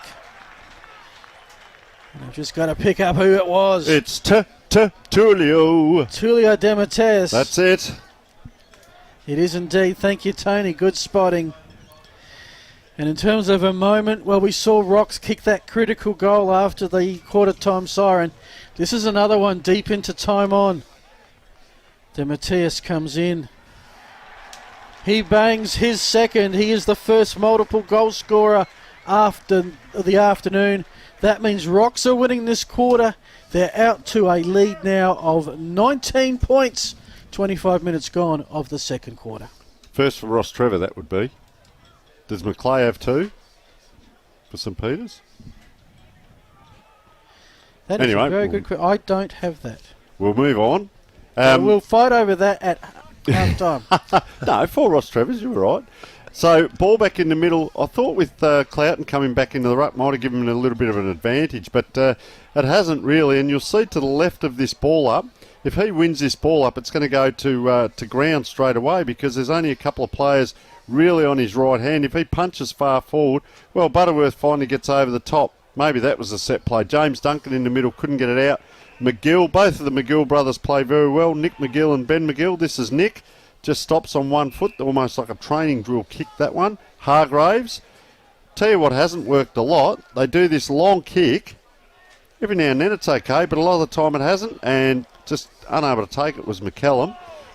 Taking the ground to play there. That'll do, a hold up. So Butterworth and Cloughton will compete against. Number 13 will come in. This will be Luke Mitchell, I believe, competing. So Butterworth 2 taps in a row. Oh, player grabbed hold of and ridden by Jesse O'Brien. Quite literally a piggyback. Ball up again. A lot of players now in one half of the ground. Umpire throws it up. Now it goes inside. Can they go forward? Yes, they can. St. Peter's ball bobbling around. Big tackle comes in from McClay a little bit late. Wasn't him that infringed. Rostrevor, they're looking out this side. There's no one really to go to. Now they've got a free. Goes across Murphy short. Has a look. Gives it to the coach, O'Malley. Kicks it high. And the last goal kicker is Tulio Demetrius, who has it. He's looking inside. Not really much to go to. So he's going to go down the wing. This will become a 50-50. Ball will just hold up a little bit. Ruckman can't get to it. Out it comes, Rostrevor. Kick forward, one-on-one. Murphy, pretty good in this occasion. McGill, free, on the left. Had a player out wide, refused to go there. Went to Reinbrick instead. Rostrevor calls a turnover. Player on the half-forward line now. Looks inside. Kicks wide. Fantasia, can he keep it in? Holds the ball out. Puts a player under pressure with a handball. Puts the Jets on. It's into the goal square. Not quite, with a run and carry from Manuel. He's been running on exceptionally well. Good link-up player. So umpire will throw it in front of the, looks like the memorial gates down that end. In it comes. Ruckman contest. Oh, easily to Cloughton. Reed. Good height and size. I'll tell you the other player I like is number 41, Charlie Gibson, number 41 with the orange boots. If you get a look at him, really good athletic looking player. Maybe a young bloke. A lot of players around the ball. Can Rostrevor maybe snavel another one? Here it goes. Out it comes, and that player has done that. Just wait for him to turn around. I reckon it's McCallum by the looks of him. Just going to say in that red time, can they get one? And if we see the replay, he just bursts through. Here it comes, number 2. Just hovering, see him on the right there. There he is, comes through. Knows how to kick that ball, kicks it around the corner. And a very good goal to Daniel McCallum. And that's a very handy goal. Puts them 4 goals, 1 up right at half-time as we see a player just coming off as well. Very properly. I reckon that might be Anthony McCarthy, number 31. Let's see. And it'll be Patrick Dawson coming on for him. Ruckman go up. Ball in the middle. Holm was half tackled without it.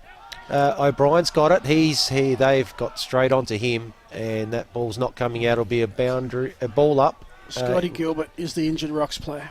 Scott Gilbert, number 3. Again, a nice tap forward there by Cloughton. O'Brien's on it again, just starting to come into the game. A little bit of a miss kick there on the left, but fortune favours the Brave, and he's found your favourite there, Tony. Bushmore. Oh, Bushmore. So he's going to be kicking right on 50. I think if he puts this out around about where the ball... Oh, here we go. Another kick after the siren. Not nice. A bad-looking effort either. Oh, just fallen to the near side, and that'll be a point to Spock. They will move now an even 4 goals behind at half-time. 8 goals, 6, Rostrevor, St. Peter's, 4 goals, 6. Very, very entertaining and free-flowing game, and we certainly hope that continues for the second half. Thank you very much for that, Vince. Well, it is in that quarter, Rostrevor kicked 4 goals without a miss, while St. Peter's kicked 2 goals, 4. So we have found the teams that have the breeze have kicked 6 goals, 10. The teams going into it have kicked 6 goals, 2. So you have it, but you have to manage it to make the most of it. Now, we do have a dispute in the booth about the goal scorers, so this is my version. We are seeking some official confirmation. For Rostrevor, Demetrius has 2. Singles to Lanzoni, McCullum, Gilbert, Fantasia, Murphy and Manuel. For St. Peter's, I have 4 individual goal scorers. Jesse O'Brien, Jock McClay, James McClay and Luke Mitchell. I might be getting my Jocks and my Jameses mixed up, because I think Tony has 2 to James. Is that correct? I do, mate, but I can't remember what I said 2 minutes ago, let alone okay. half a quarterback. It could well be me, because I'm keeping track of it. It's a McClay. It is a J McClay, and that might have done me. But what is not in dispute is a 24-point lead to Rocks. We will take a break. As said, coming up, the Business Plaza halftime show. Plenty of stats, plenty of summary, plenty of scores around Super Saturday in the Adelaide Footy League. Thanks to Sports Interactive and Filming Footy. This is Match Day Live. One of our great supporters here in the Adelaide Footy League this year is Business Plaza. They do great work helping clubs raise much needed funds. One of those is the Goody Saints. Let's hear from Craig Scott. The Goody Saints are going to partner with Business Plaza because of their track record, and also they're a major sponsor of the Adelaide Footy League, and they've brought in big companies like Vodafone and Catch Group. We feel we can better engage with our members and our players through the app, and I encourage you to get on board and become a member of Business Plaza. Welcome back, folks. Well, it's getting hot in the kitchen in the OTR Division 1. Just by coincidence, our yesterday's hero this week happens to be one of Port District's favourite sons, and I speak, of course, of Jamie Baldacera. It's that time of the show for Tony's Tales, and he's brought some stuff. I've got some what we call props.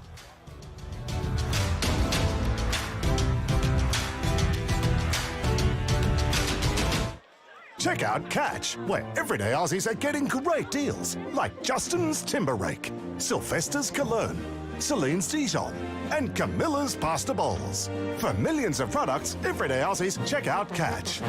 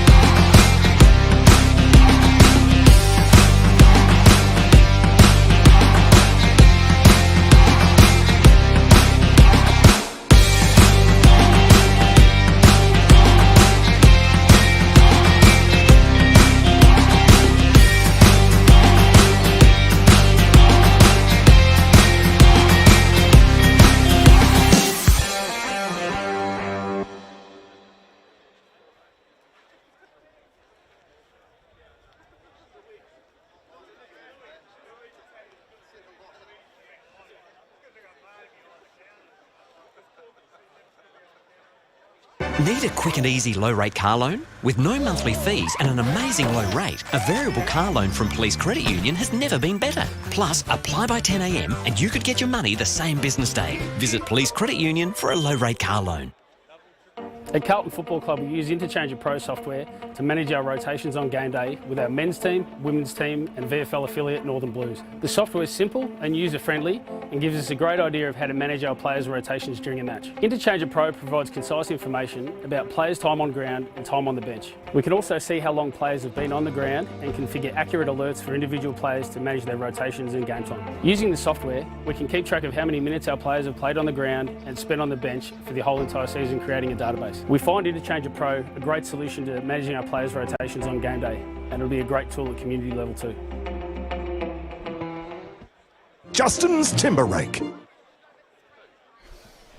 Stats. And welcome back, everyone. Thanks to Lockie and Dartfish. Look at those numbers. And you can see that Rocks are doing a lot of tackling at the moment, 40 to 25. The inside 50s for the half, exceptionally even, as are the turnovers. Spock with the hit out. So clearances, so what do we see here? Spock with the hit outs, Rocks with the clearances.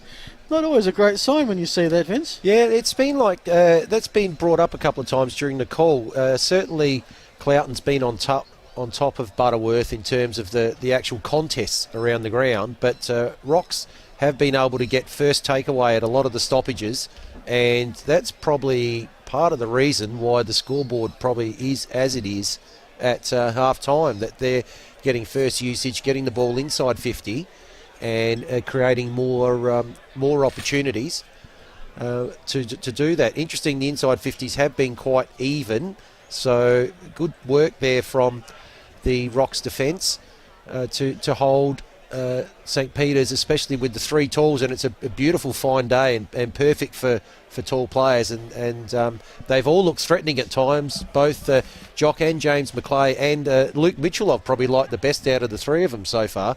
But all that good work and potential in their forward line, they've only managed the 4 goals to half-time.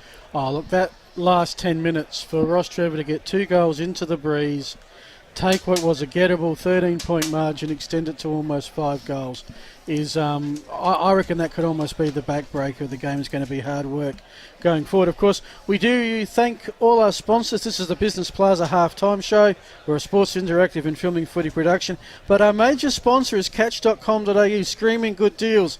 And it doesn't get any more screaming good than this. They've got a special code if you purchase something through catch.com.au and use the code BPSCG1. Part proceeds from the sale will go to the Adelaide Footy League and help to support your local footy club. So take that in mind next time you're making a purchase. BPSCG1. Huge day in the Adelaide Footy League. Prelim final in Div 2 and Div 1, and also grand final days Divs 3 to 7. Let me go through with you some premiership scores. So we've got an adjusted score. Rocks are actually 8 goals, 5, so that margin is 23, not 24. Yep. Thank you for that. Alrighty, let's work through the C grades. The C3 at Norwood, Flinders Park beat Plympton by 19 points. The C4 at Woodville, Adelaide Uni, the self-proclaimed greatest football club on the planet, beat Pembroke by 27 points. The C6 at Richmond, Lockleys beat Salisbury by 76. The C6 at Simmons Park, Marion, the green and gold, the Rams beat Adelaide Uni by 6 points. And C7 right here at Theberton Oval, St. Peter's got a flag, 11-6-72. Golden Grove 4-5-29 by 43 points. That is actually St. Peter's D side in the C7s. I'm sure you can keep track of that. The reserves premierships. Well, actually, I'll give you the reserves in the Division 1 and 2. Earlier today, St. Peter's beat Port Districts in the prelim final by 54 points. They'll play Goody Saints next week. Div 2 in the reserves at Sacred Heart. Broadview beat Sacred Heart by 3 points. It will be Broadview and Henley in the Div 2 reserves grand final next week. C2 prelim final, Sacred Heart beat Tea Tree Gully by 2 points. Sacred Heart will play Henley in the C2 grand final next week. Okay, and now the reserves grand finals. There's a lot happening today. Golden Grove beat Flinders Park by 2 points. Apparently they scored 2 goals in the last 90 seconds of the game, including one after the siren, to win that premiership. I can tell you that Pembroke Old Scholars, after a devastating run in the finals in the A grade, did win the reserves, beating Woodville South. In Div 5, Lockleys made it 2 from 2, beating Kenilworth by 37. In Div 6, Hectorville beat Blackfriars, and in Div 7, Adelaide Lutheran beat Brahma Lodge. So they are all the games concluded at the moment. Massive day of football. Massive day of football. And massive day of grand finals, preliminary finals. You just love that smell of September in the air. One more score that we have for half-time. It is the Division 2 preliminary final at the Sacred Heart Middle School. Sacred Heart are 7 goals, 7-49. Henley are 1 goal, 3-9. Sacred Heart lead that game by 40 points at half-time. The winner to play Tea Tree Gully at Norwood next Saturday. And don't forget, folks, next weekend we're going to have back-to-back-to-back games. It's going to be Div 2 grand finals on the Saturday at Norwood. Tea Tree Gully likely against Sacred Heart at the moment. Div 1 grand final, which will be Goodwood against Roxall St. Peter's. Thank you so much.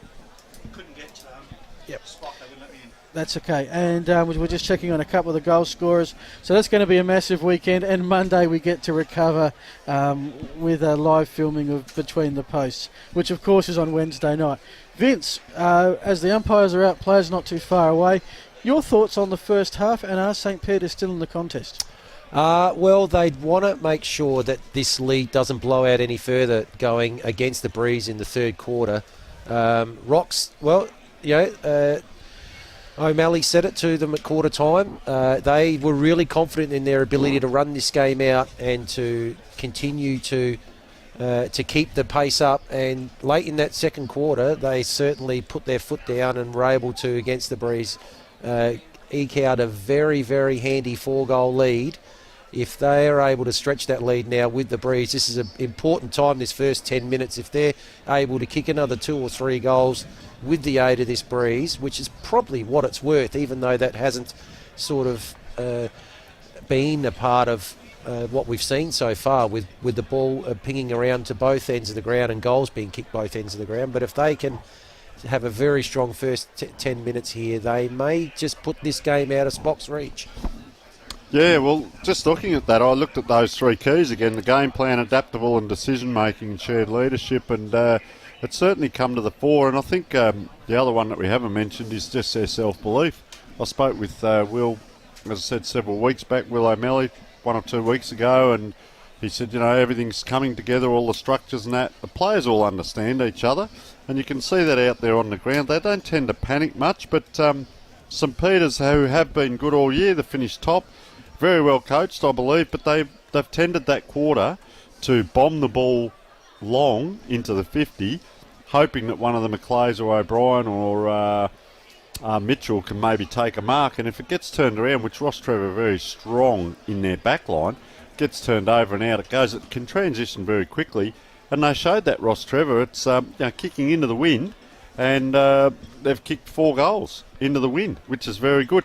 The other thing that may well happen, which we saw Sunday, Vince, that wind's up now, that could very well drop at 3/4 time. It could change. You've got no advantage. No advantage, but the thing that probably it'll be interesting to see what was said by Jeff Riddle in the halftime break to the players. I wonder if the message that Tom O'Malley gave, Will O'Malley gave the players at quarter time was they thought that they'd bombed the ball a little bit in that first quarter, and it's interesting that your observation with Spock doing that in the second quarter. And just have a look now, they're in that tight circle. On camera it doesn't show. There's Jeff Riddle now, just coming away from that. He's walked all the way out there at half time after they've run out to deliver something to someone, and now coming off the ground. So he's just under a touch of pressure, I might suggest. Well, the cold, hard facts are one of these coaches, Will O'Malley or Jeff Riddle, won't have much to do tomorrow because their team won't have a grand final to play. And so if you've got anything to give or to share, now is not to hold back and forever hold your peace, because you may not get a second chance. We do have some halftime scores coming in from the various divisions. Div 7, and the upset's still on here. Adelaide Lutheran a 5-4-34, Brahma Lodge 1-5-11. That is a 23-point lead to Adelaide Lutheran at the main break. That game being played at Thomas Foods Oval, aka Price Oval at Mitcham. So, thoughts, gentlemen? We all tipped St Peter's at the start of the contest. We thought Rock's run was going to come to an end. Anyone trying to jump ship at this point? Well, I tipped by 22. They're 23 points up the other way. Yeah. So I tipped a draw Right last margin, week, got wrong close. team.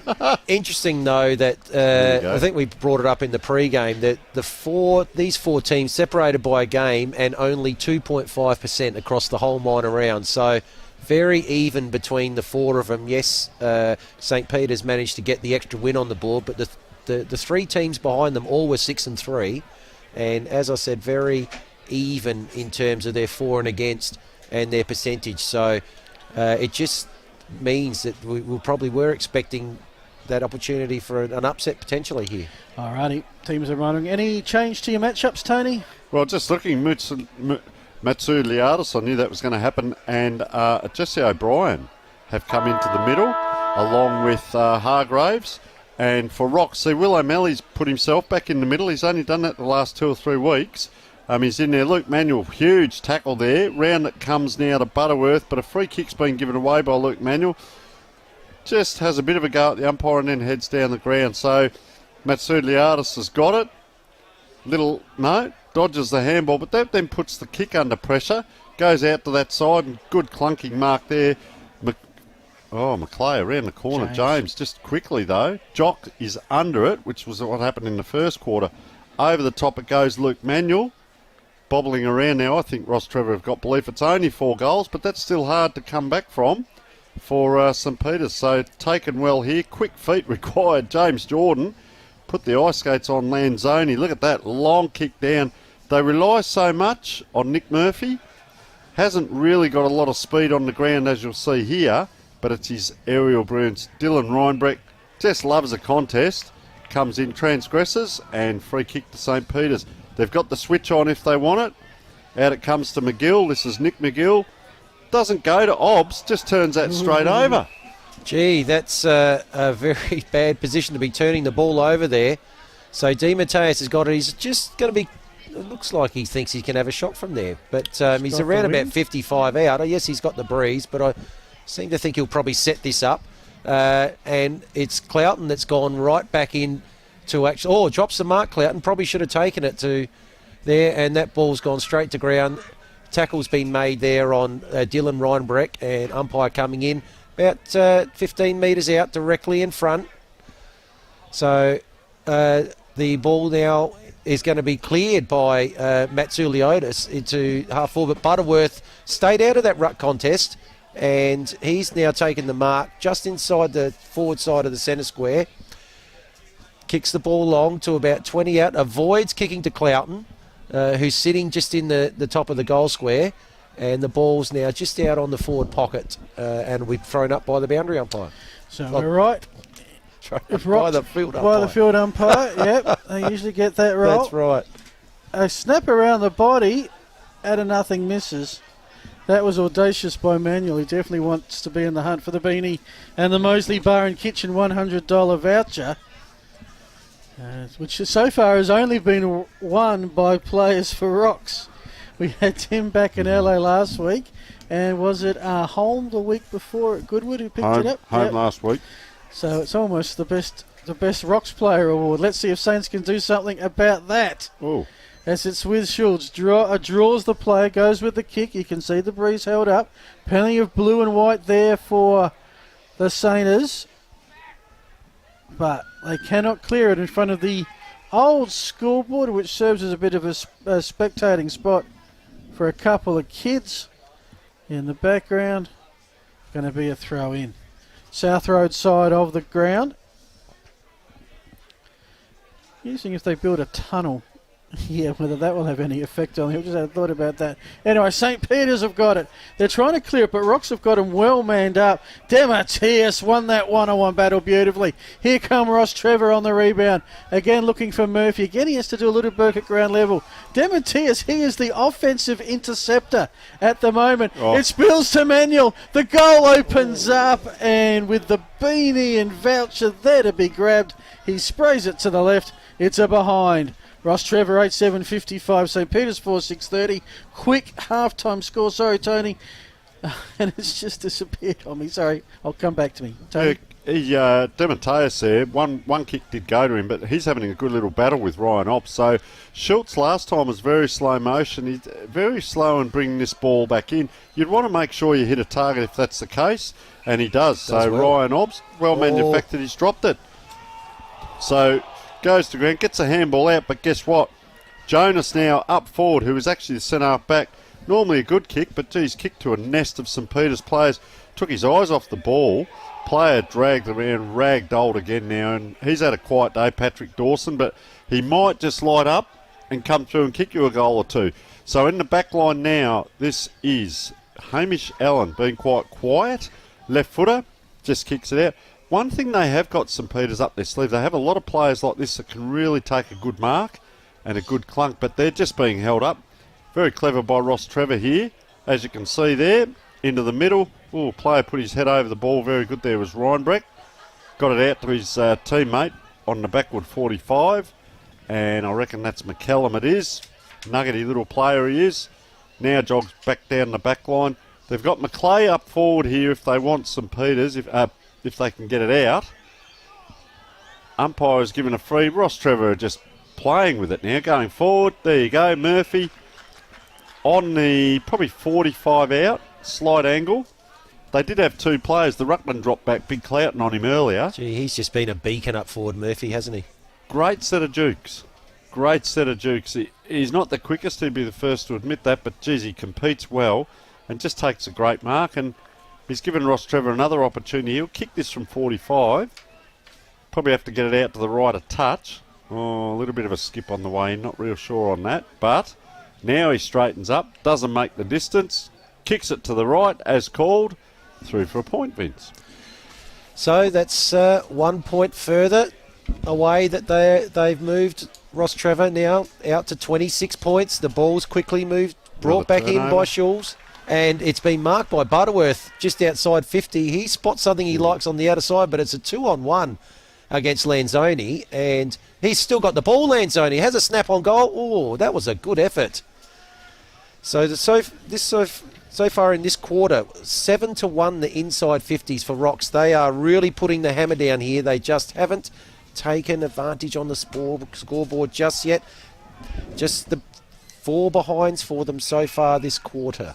So will St. Peter's be able to get it out, or will Rocks finally convert for a goal? Something's going to have to give, or will we get to the 3/4 time siren? That's probably the most unlikely, given the 6 minutes each. 6 minute mark. Well, I'm just thinking of what are the possible solutions to this conundrum that St. Peter's can't clear it, Rostrevor can't kick a goal. The only tiebreaker is the siren. In fact, it looks like St. Peter's are going to clear it momentarily, lurking and being, well, no, St. Peter's should get it. Mitchell lost it for a second. Going back in hard was Murphy Short. Hasn't been, from what's been a pretty clean game of football, hasn't been the most tidy first 6 minutes of the contest. It's a stoppage. So let me give you the wrap of what's happening around the Adelaide Footy League this afternoon at the A-grade level. D2 prelim, seen shocked Sacred Heart by 40 over Henley. D3 Grand Final half-time Golden Grove by 20. D5 Lockleys by 11. D6 Hectorville 11. D7 Adelaide Lutheran 23. Div 4 between Hope Valley and Walkerville. Sorry, Tony, I have no idea. As it's with Holm, he kicks into the middle. It's only blue. And this is Schultz. Schultz has a runner. This is Allen. Takes his time. Sets up a contest. Rocks get to it. Attack the ball very well. But only as far as Allen mopping up his work. Setting up with Schultz. Back to Duncan. They're keeping it off Rostrevor at the moment, but struggling to go forward. Charlie Gibson now to Hargraves. Low level kick. Allen's had about 4 touches in 90 seconds. He finds a player on the outer side. And we're still in the centre square with James Duncan. Tony, do something to send St. Peter's forward. There's a lot of playing around. He had McGill out this side, but they've gone out that far side there. Need a clunking mark. Rostrevor Courage at the front there. I reckon that was manual again with the shoulder bandage. No, it wasn't. It was... can't make that player out. But Murphy Short, maybe? Maybe, yes. So... umpire's going to ball this up. Good news, though, Scott Gilbert's back on, number 3, who came off that last quarter. This is a little bit like last week, where it became a scrappy affair. Last week was a scrappy affair for the whole game, but I don't mind. I don't think Rostrevor mind this, because they're in front on the scoreboard. Ball just bobbling around there, right inside 50 St. Peter's. Can they capitalise on it? A lot of players, you'll see there already, 8 minutes into the quarter, standing with hands on hips, hands down low, all this sort of thing. Remembering we can't run water out. Quick snap out of there, and a point to St. Peter's. So, very quickly, Phil. I asked for a score in Div 4, and I've got it. Hope Valley a 2-3-15. Walkerville 8-5-53. A 38-point lead to the Cats. Fair income. At halftime at Woodville. Wow, I thought Hope Valley might have thought they were in with a Monty there, but, Walkerville. Anyway, huge pack forms. Reinbreck, umpire says free kick to St. Peter's. Player still on the ground. That was a huge pack. Great to see in finals, all players competing. Geez, he's been holding on to it a bit, Schultz, lately with his kicking. Waits for that, doesn't hit a target, bounces out. First to the ball, St. Peter's. Can they lift? Can they get a score? Ball is inside 50. A ball up, they'd be happy with this. What they need now is someone like Hargraves. Look at him on the back of the pack there. Can he run past and score a goal? No one picking him up. Well, he's picking up someone else now, so up it goes. Ball out wide. Player tried to hold off and hold a player on the ground. Inside out check side. Inside 50, pardon me. Out it comes 2-on-1. Demetrius has had a great game. Holland just gives it to him. Oh, taken high, Demetrius, and he'll receive the free kick. Vince. So it's on the half-back flank here for Rocks. They've had the 4 points this quarter to 1. No goals scored yet, and we're now coming up to 10 minutes in. So he's kicked back. Oh, is he played on? No, not called play on there was Murphy Short. And actually given away the 25 as well there, Macleay. So Murphy Short comes out towards the grandstand side of the ground. He's got a player out there. That's McCarthy. McCarthy's got Lanzoni right on true centre wing. Oh, that one's a bit of a shank, but it's come off beautifully to Craig Holm. So, well played. Great pass there by Lanzoni. Holm's gone long. He's got a couple of players here. One at the back there. Oh, couldn't mark it there. Di Mateus gets the handball on. The handball there from Fantasia. And now it's Nick Murphy. Oh, he's caught. And a great tackle there by McGill. That's probably a goal-saving tackle. They play on straight away. They've gone out to the outer side and now moving the ball back inside the 50 Saints, and they're actually switching towards the grandstand side now. And that ball's holding up a little bit in the breeze, and good mark there taken by Manuel. And 25 from Mitchell has given away that 25, Luke Mitchell. Just a bit late there and holding up Luke Manuel. So he wastes no time, kicks in towards the hot spot, 20 out. There's been a shark. It's been a snap-on goal. That could be the first goal. Is that Dylan Reinbrecht? Yep. Yeah, that's him. It was. And that's the first goal coming into the third quarter, 11 and a half minutes in, and that's almost a backbreaker, I reckon, for Rocks. They're now 32 points in front. Look at this. Well Shark, front and centre, where you should be. Patrick Dawson gets the handball across, and Reinbrecht very, very happy to kick that goal. And they're up to 63 now. The thing with that, Vince, just whether it's the coach or the leaders on the ground, he's a left footer. This time of the season, you should know that he's a left footer. He doesn't go on his right foot. Get someone on that left foot side of him to cut that down. To give him that amount of time and space, that was an easy goal for him. The handball came out. They knew that. Bang, goal. As I said, Dawson, just instrumental in setting that up.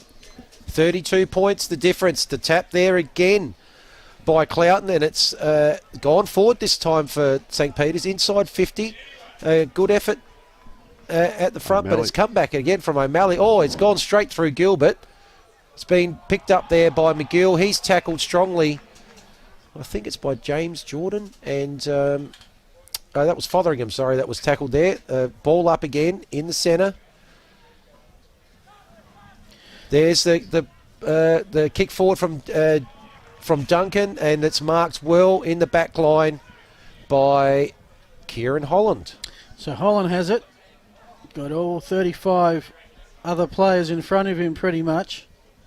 Decides to kick. We've seen plenty of football down on this outer side today. And a battle there between McCormick and Week of St. Peter's. Ends with a boundary thrown. A little bit of a gathering crowd on that outer side. Well spread out crowd. Not many in the grandstand. A bit on the cool side. Plenty enjoying a little bit of sun if they can stay out of the breeze. Umpire throws it in. Backhanded thump by Mitchell. Did he? Yes, he was infringed with. And now he's going to get a chance to send the Sainters forward. Inside forward 50, almost a one-handed clunk to the men in blue. Umpire says that's a free, and it's going to be one of the Macleay boys. Also inside 50's spot, well, this will be number 6, Rocks 10 for the quarters spot. 9 turnovers, Rocks 3. Manuel 21 disposals for the match, and looking at that Beanie and Boucher, Phil. Yeah, well, it is James Macleay, number 14, who has it on the far side near the memorial gates. From 45, high kick. Umpire says, yep, that'll do today. So very accurate down to that southern end. Both sides. Macleay becomes the first individual goal, the first multiple goal scorer for St. Peter's, and it just keeps him in at the margin now. Back to 26 points. Both teams have kicked one goal in this third quarter. I've seen the future, Phil. I saw it last Sunday and I saw it today. I just picked that a quarter early. Macleay has got his second. Oh, dear. So that saves me rubbing that out, doesn't it? It does. So, ball up in the middle. Once again, now this time it was Jock Macleay winning the tap. But as you can see, when he's in the ruck, he just walks from there to that next ball up. Umpire says, I'll make it easy for you, mate. Just walk forward and to the right 3 metres. He's calling players to come forward here, so he pushes his body and he will compete in there, no worries at all. Great tackle by Reinbrecht. He gets pushed out of it. Macleay pushes him over as well. James Duncan comes forward. Can they get a little bit of a roll? Oh, player facing the wrong way. Good courage shown there. Rostrevor won't pull up. He's Bush more, but just tapped out of bounds by Charles Jordan. So, umpire. Let's just have a look at his style. So, just lines himself up. Oh, takes a couple of steps back. He might have been last week's. In it comes McClay, battling with. It's interesting when he goes into the ruck. McCormack, kick forward. Unable to take it. Rostrevor player held on to. He's lifted this quarter. Holland, one of our favourites. Phil and I, anyway. Ball just bobbling around. Can't get it out. So a little in-house joke there. Don't you worry. don't want to elaborate? No, not at the moment. Okay. The man's not here. So, Can't defend himself. boundary umpire now. Throws in. Players all run. Anyone can go up. And anyone it is. So that was Luke Mitchell on this half of the ground. Rostrevor link up. Oh, player bowled over after that handball. Lanzoni very clean. Fantasia. The idea was right. He saw the player there, but he couldn't quite hit Scott Gilbert, and that'll cause a turnover. Gee, McClay in all sorts of trouble. Not used to being on the ball and up that far up the ground. So around the corner by Reed, just a nothing kick. Will O'Malley paddles it back. Taken high, the brother Tom. Will again. The O'Malley brothers are on fire. Free kick given just as Obbs takes the kick. So slow to get up is Will O'Malley, but I'll tell you what, I reckon he's got one more game in him after this. And this is what he does. He just goes back. He's quite stoic. Does what he needs to do. He'll probably go the switch here. He's looking. See if he can give them something to go to. Has to come down the line. Bit of a nothing kick to a 50-50. Reinbrecht up in front. Came too easy. Reed puts it down over the top now. Gilbert. They just run onto this nicely. Player just waltzes in. That was just so easy.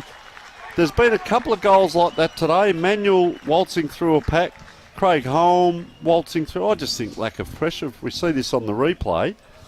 Structure was good, Vince, but watch this. Handball over the top. No one near him. Holmes gets inside 50. Good sprint, though. We always talk about the 5 metre, if you can put the jets on. And nice goal to home. Our beanie winner, we know we talk about this. Our beanie winner and voucher winner from last week. Maybe that's where he was last night. Not the player you want to allow that much latitude to, either Craig Holm. And Gilbert's third quarter been really good. He's been quite a bit of live wire there across half forward and been instrumental in the fact that they've had now 6 scoring shots. Yeah. So the ball's up in the middle. Up they go. Butterworth, Cloughton. Butterworth actually got that one length, so he's come in off the... And it looks like they've given away a free kick there. Been so hot on that, the umpires, haven't they? They have, yeah, absolutely. Dropping or holding. So the ball's now with McGill, and now it's back to Val Conan. The ball goes up to half forward. Big pack forms a soft off hands. Oh, it's been sharked there by Cloughton. He gets the ball forward, but it's been intercepted. Oh, is that almost caught holding the ball? No. Pushing the back. Pushing the back. There's Tom Hurley. Yes, Tom Hurley. So he's got the free kick there. Relieving free kick. He'll be kicking from only about 25 metres out from the spot goal. So he's just gone a little bit off to the pocket. So ball's just been marked. Players scrambling across the other side of the ground. 19 minutes in. There's really all players almost in a quarter of the ground here. Ball's now kicked long out towards... Oh, excellent mark. Is that Murphy again? Yeah. Gee, what a great set of hands he's had all day. He's been able to take them one grab strong, taking his time. Kicking now down the outer side of the ground. Big fly, and that's an excellent mark there by Fantasia. It's what he can do, isn't it? Yeah, a lot of it. And players only he's marked it on the wing, and only players just getting inside the 50 here. Cloughton's gone back to and they've kicked away from him again. Murphy, that's a good effort. You know, he's the one who actually kicked that to Fantasia and then got back inside 50 to present. But the ball's been knocked out, and that'll be a boundary throw in on the 50. Very quickly, poor old Drop McClay standing on his own at centre forward, and he's trying to get off now. But geez, he's just going up and down the spot. I think he spent a fair few petrol tickets. Bit aggressive there a moment ago as well, wasting energy. It's funny, the ball's coming his way now.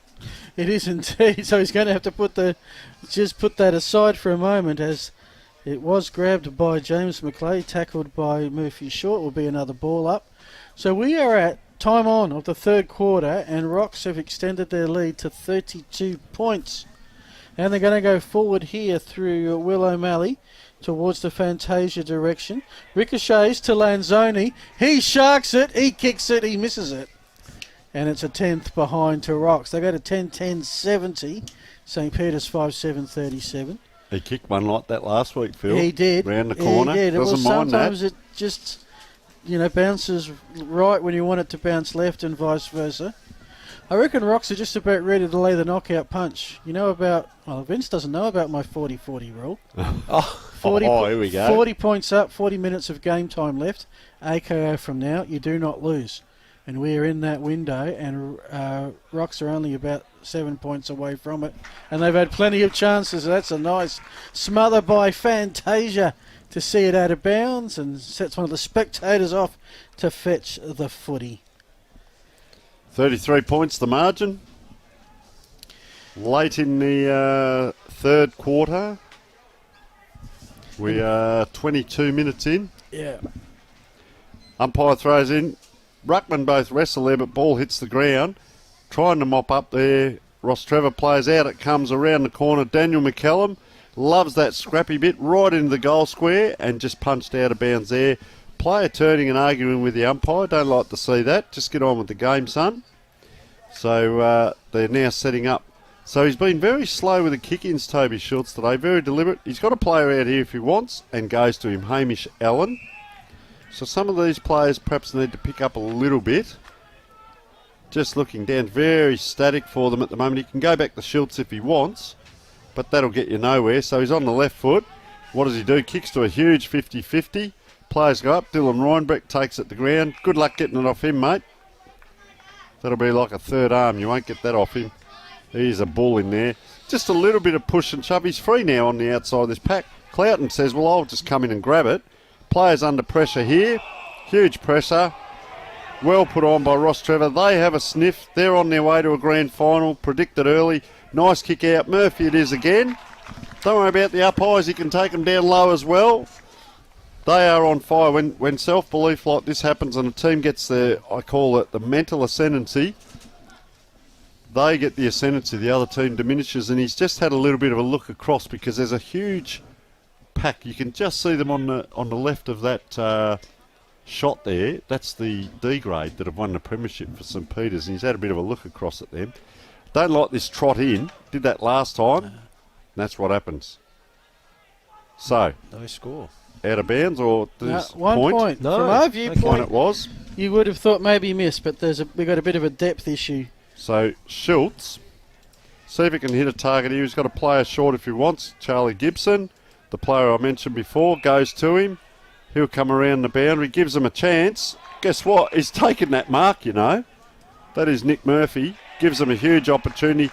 I spoke about this guy. We haven't seen him much. He could just light up, kick you a couple of goals. He's just a little bit of a firecracker in that forward line. There he is, Murphy. Intercept, little left foot kick. Dawson in front. Bang. And I often call this one, Vince. Oh, he's going to go around the corner. He's just come off the horse in race 3. Oh, he dropped that shockingly. Inside out, screw it. Don't even attempt if you don't know how to do it. But just off the horse in race 3 at Morfordville. Comes out and plays a game of footy. And that one was definitely out on the full. All right. Rightio. So the kick in from Spock. They've gone across goal. Gee, that's good mark there by Schultz. But no. And then he spilled it over. Here's Patrick Dawson. There's a handball to Lanzoni. Oh, he's dropped it, and he'll be caught holding the ball. Matsouliadis has probably a goal-saving tackle there. Visions of a goal of the week entry coming up right there. So Matsouliadis has just come out to this side. It's got a player there just inside the boundary line. Hamish Allen. He's gone in short to McGill. That's Nick McGill. He's taken the ball out wide. Breeze holds it up a little bit. But plenty of time there for Spock. And now it's a mark in the middle to Toby Schultz. Now, he has been a little bit slow to move the ball on, Toby Schultz, today. Not really sure where to go. He's got a couple out this side, on the boundary side. Maybe he'll head out towards Jonathan Reed. No, he goes further than that and finds Charlie Gibson just on the back flank. He's got someone over on the wing. Ball's holding up. And Macleay got the fist in, but again, it's Murphy. What a quarter he's playing. It's a high ball into the centre, and no one takes the mark. Oh, Lanzoni goes in very well. Oh, the ball's been stripped from McCallum and moved forward. There's Gilbert again. What a quarter he's playing as well. Oh, Holmes looks like he's almost...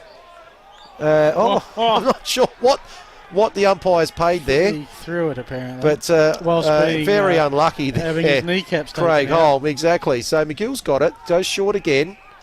Struggling to get through, aren't they? Yeah, they are. Yeah, Hamish Allen. And there goes the three-quarter time siren as the mark was taken by Hargraves. But Rostrevor, 10-12-72, leading St. Peter's 5-7-37. 1 quarter to go here. Yep, you think 1 quarter before Rocks can book their grand final berth. We'll go through the goal scorers as Vince gets ready to dash out to the huddles thanks to Interchanger. Just to mention, in that quarter, Rostrevor, if there was one blemish, they kicked 2 goals, 7 in that quarter. St. Peter's kicked 1 goal, 1. So this one should be over. Probably is, but it could well and truly be over. The goal scorers, 2 to Demetea, singles to Lanzoni, McCullum, Gilbert, Holm, Reinbrecht, Fantasia, Murphy and Manuel. That is 9 individual goal scorers for Rostrevor. Just the 4 for St. Peter's. 2 to James Macleay, as predicted by Tony. Singles to Jesse O'Brien, Jock Macleay and Luke Mitchell. Time for a break. When we come back, we'll have Vince from the huddles, Tony with Lockie's stats thanks to Dartfish, and the final quarter. This is a Sports Interactive and Filming Footy production. Hope you're enjoying Match Day Live. Check out Catch, where everyday Aussies are getting great deals, like Justin's Timber Rake, Sylvester's Cologne, Celine's Dijon, and Camilla's Pasta Bowls. For millions of products, everyday Aussies, check out Catch.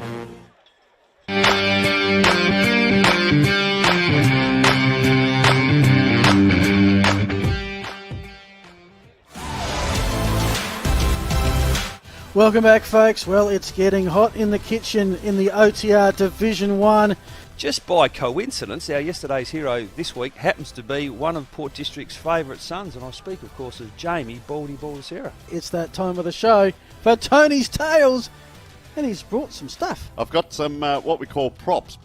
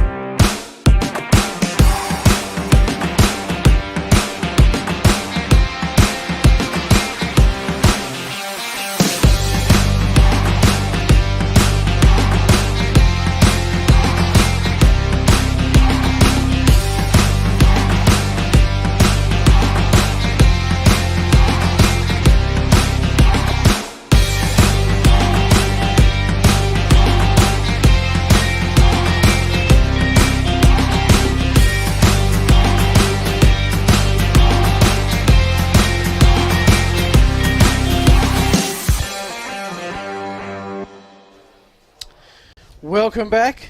You're at Thebarton Oval, and let's go down to Vince on the boundary. Here at Thebarton Oval, just having a quick listen into Jeff Riddle and the spot camp. Look, they're pretty upbeat. He was quite measured there, Jeff Riddle.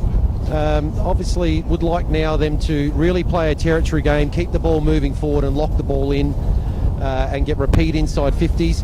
He wants to see some more energy from them in this quarter and keep the ball moving and locked in, as we said, in their forward 50. So it'll be interesting to see. They'll need a couple of goals early, Spox, to put Rocks under some pressure here, but maybe 6 goals might be just a bridge too far for them. Thanks, guys. Well, it's a 35-point margin, 6 goals, hold Rocks scoreless. It's happened, but yeah, if Rocks get I think Rocks have only got to get one more goal to nail it. So let's thanks to Lockie and Dartfish. We have some stats. Tony has some stats. Take us away, Tony. Yeah, so St Peter's, believe it or not, got it inside their 50 10 times that quarter, but Rostrevor got it inside theirs 15 going into the breeze. So 37 to 32, so that's actually quite close. Turnovers, St Peter's 38, Rostrevor 25, so that's huge in regards to turnovers, and it was 15 to 4 in that third quarter. So that's a lot of turnovers there. Hit-outs, 9 to Rostrevor, 9 to St Peter's, 7 to Rostrevor. They're 10 in front, St Peter's, but I keep talking about it with the clearances. Tackles 40 to 51, Rostrevor's way. Centre clearances, about even, and that's about it for the stats. So, taking you to the centre bounce, can they get back? Cloughton it is in the ruck. Up he goes, gets the tap. Once again, Rostrevor come away with it.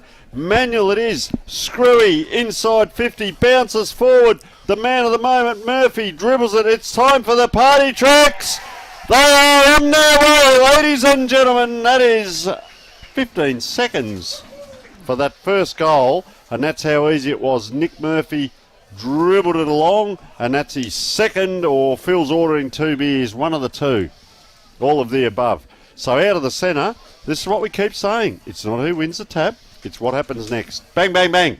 Thank you for that, Tony. Very quickly, we have a 3/4 time score in the Division 2 preliminary final.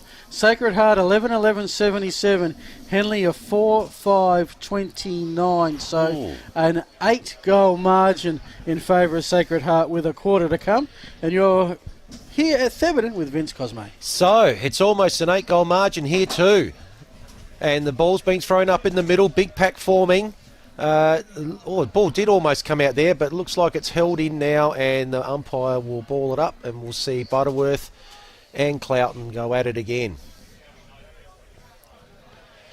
Butterworth, Cloughton, probably a stalemate there. Ball, a quick kick forward by Rocks. It's now inside their forward 50, off the ground. Off the ground. Perfect pass there by Schulz. Maybe the one time he didn't think about it. O'Brien's had it stopped. It's gone through to Foul Bushmore. And that is a goal, Tony. They've got that one straight back, so well played. First one to Foul Bushmore, and look, a quick reply. As Jeff Riddle is down boundary side, I can see giving instructions for the final quarter to his runner. He's going to have a very busy quarter, try and keep the Saints into this contest. We're back to 35 points. We will have some 3/4 time scores from the grand finals. Div 3 to 7 coming up in about 5-10 minutes. Have been advised by John. The Golden Grove lead Flinders Park by 9 points. 15-minute mark of the third quarter at Norwood, where we will be next week for back-to-back grand finals. Thanks to Sports Interactive Filming Footy and our major sponsors, catch.com.au, screaming good deals. So ball comes out of the middle. I'll tell you something in a moment with one of the moves. Rostrevor just dropping the mark there, but back on. Player dived across there. Ball held in. Umpire says holding the ball, so is it a little mini comeback? Foul Bushmore. Here you go, baby! Has a look at the goals. He's 50 out. Lining up for could it be second in a matter of minutes. Fair way out. He's going to kick this a little bit to the right. A lot of Rostrevor jumpers in between as well, but not much blue. They're confident of it. Gets hold of it. Wind brings it back a bit. It's going to land in the square. Can't swat it through. Now it comes through. What happened on that last bit was McGill was brought up. I reckon it was Ben McGill was brought up to half forward, almost on the wing, and told to run back through. What Geelong do is they get 6 players in front of the ball on ball ups and try and make a contest of it.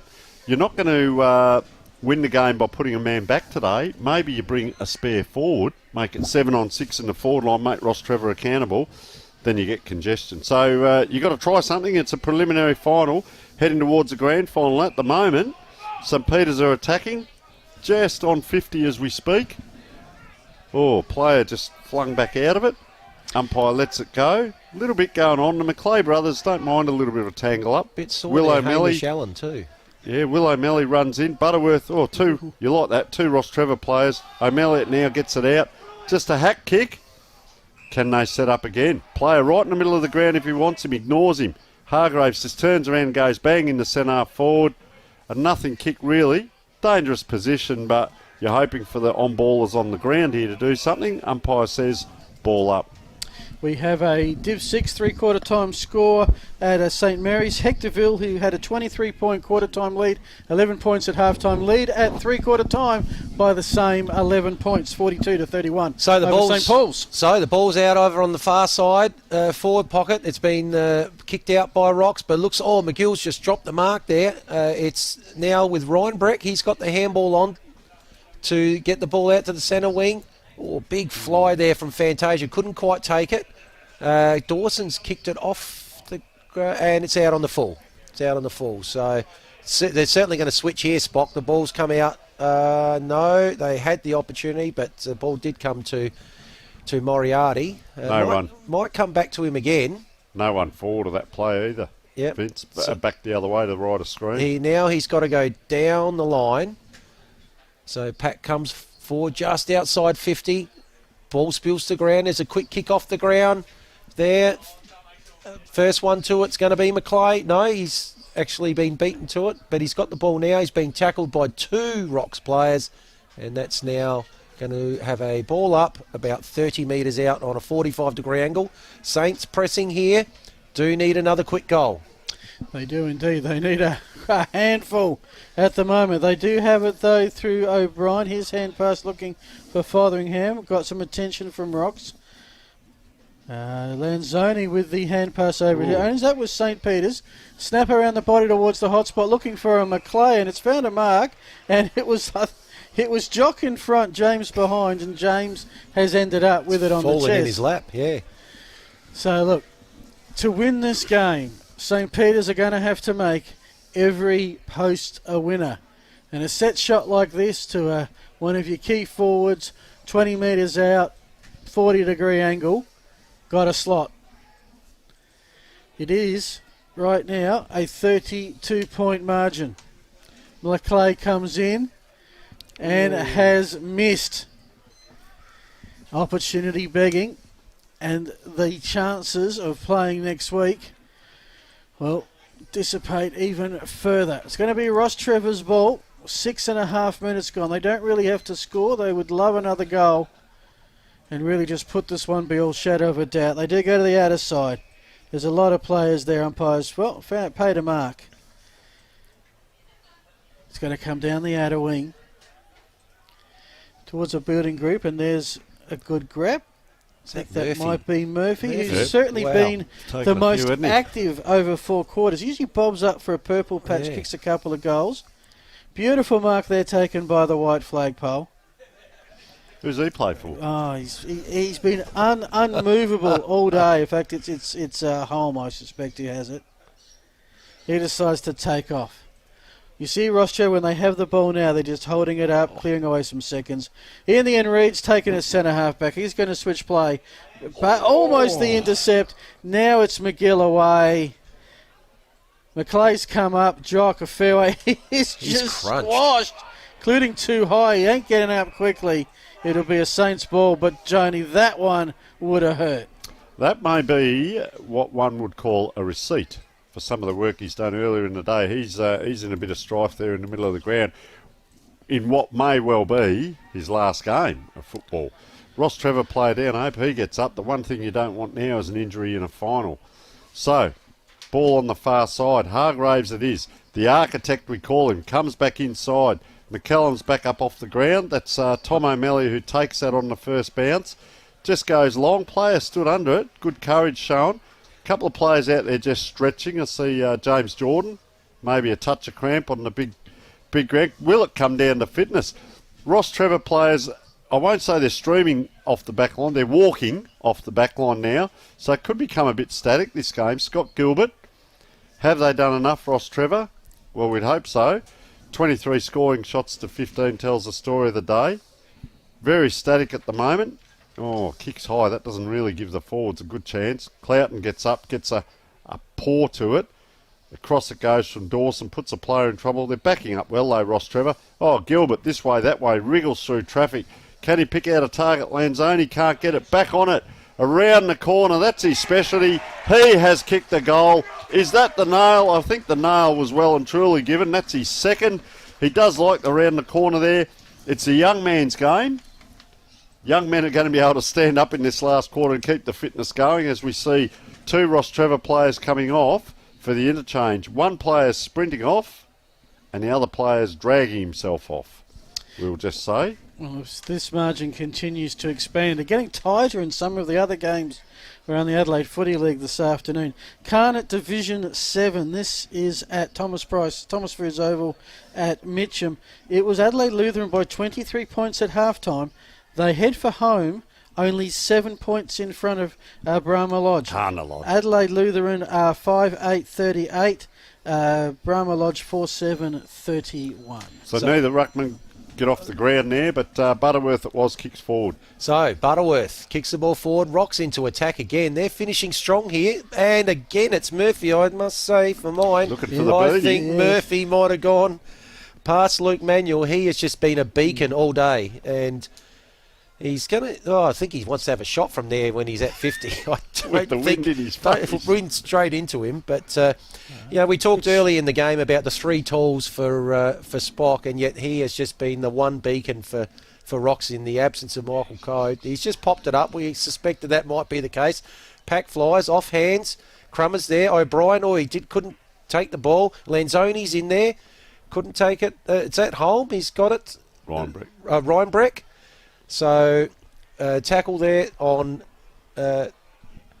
McCarthy. Ball's gone into the forward line again, but there's no one up forward. It's going to be marked by Spock right on the back line, and they will have the clearing kick now back out towards the 50. So they go with a kick looking for McGill. And coming in, how hard was James Jordan? In the end, though, Saints do escape through James Duncan. They're going across the T-saucer at the moment, but Rocks have it. They're going to repel. They're going to go forward again. Murphy short, kicking into some open space on the half-forward flank. Is that Murphy again? It is. He's Houdini. He's escaped a couple, got the hand pass away. Bouncing ball inside 50, looking for Fantasia. He wanted to get his opponent away from the ball. They did open it up to a Saints defender to soccer it out of the air, and it bounced out of bounds. Of course, Sandford rules that would be last disposal. That was Schultz again with was his it soccer Schultz? skills. Yep. Twice. He's getting in there with the soccer. Continue, three-quarter time. Div 5 at Richmond. Lockleys by 4 points over Kenilworth. Drama aplenty in the Adelaide Footy League. Right here at St. Peter's going forward, putting his body on the line. Well done to that young. I think that surely must have been Jonas for Rostrevor, and they will clear Tony. Well, umpires paid a mark before he actually took that. So Jonas it is. Just going back. Sorry, not Jonas. This is Holland. Oh, just a relaxed kick. Gave it to no one. Just put it into space. This way, that way. Dawson, players hanging out the back. Oh, geez. I don't know. Mark, free kick. Player on the ground has got cramp. Trying to get back up. O'Malley's just mauling that player trying to get the ball. He's hurt himself there too, Luke Mitchell. So O'Malley, he won't be any hurry. Players spread wide. He's still looking out wide. Got a player right out the back, but Cloughton's there. So he comes this side of the ground. Gives it plenty of air. 2-on-1. Butterworth can't. Dawson can't. St. Peter's can. Now, Matsouliadis goes long. 3-on-1. McGill, he's going to be pushed out of it.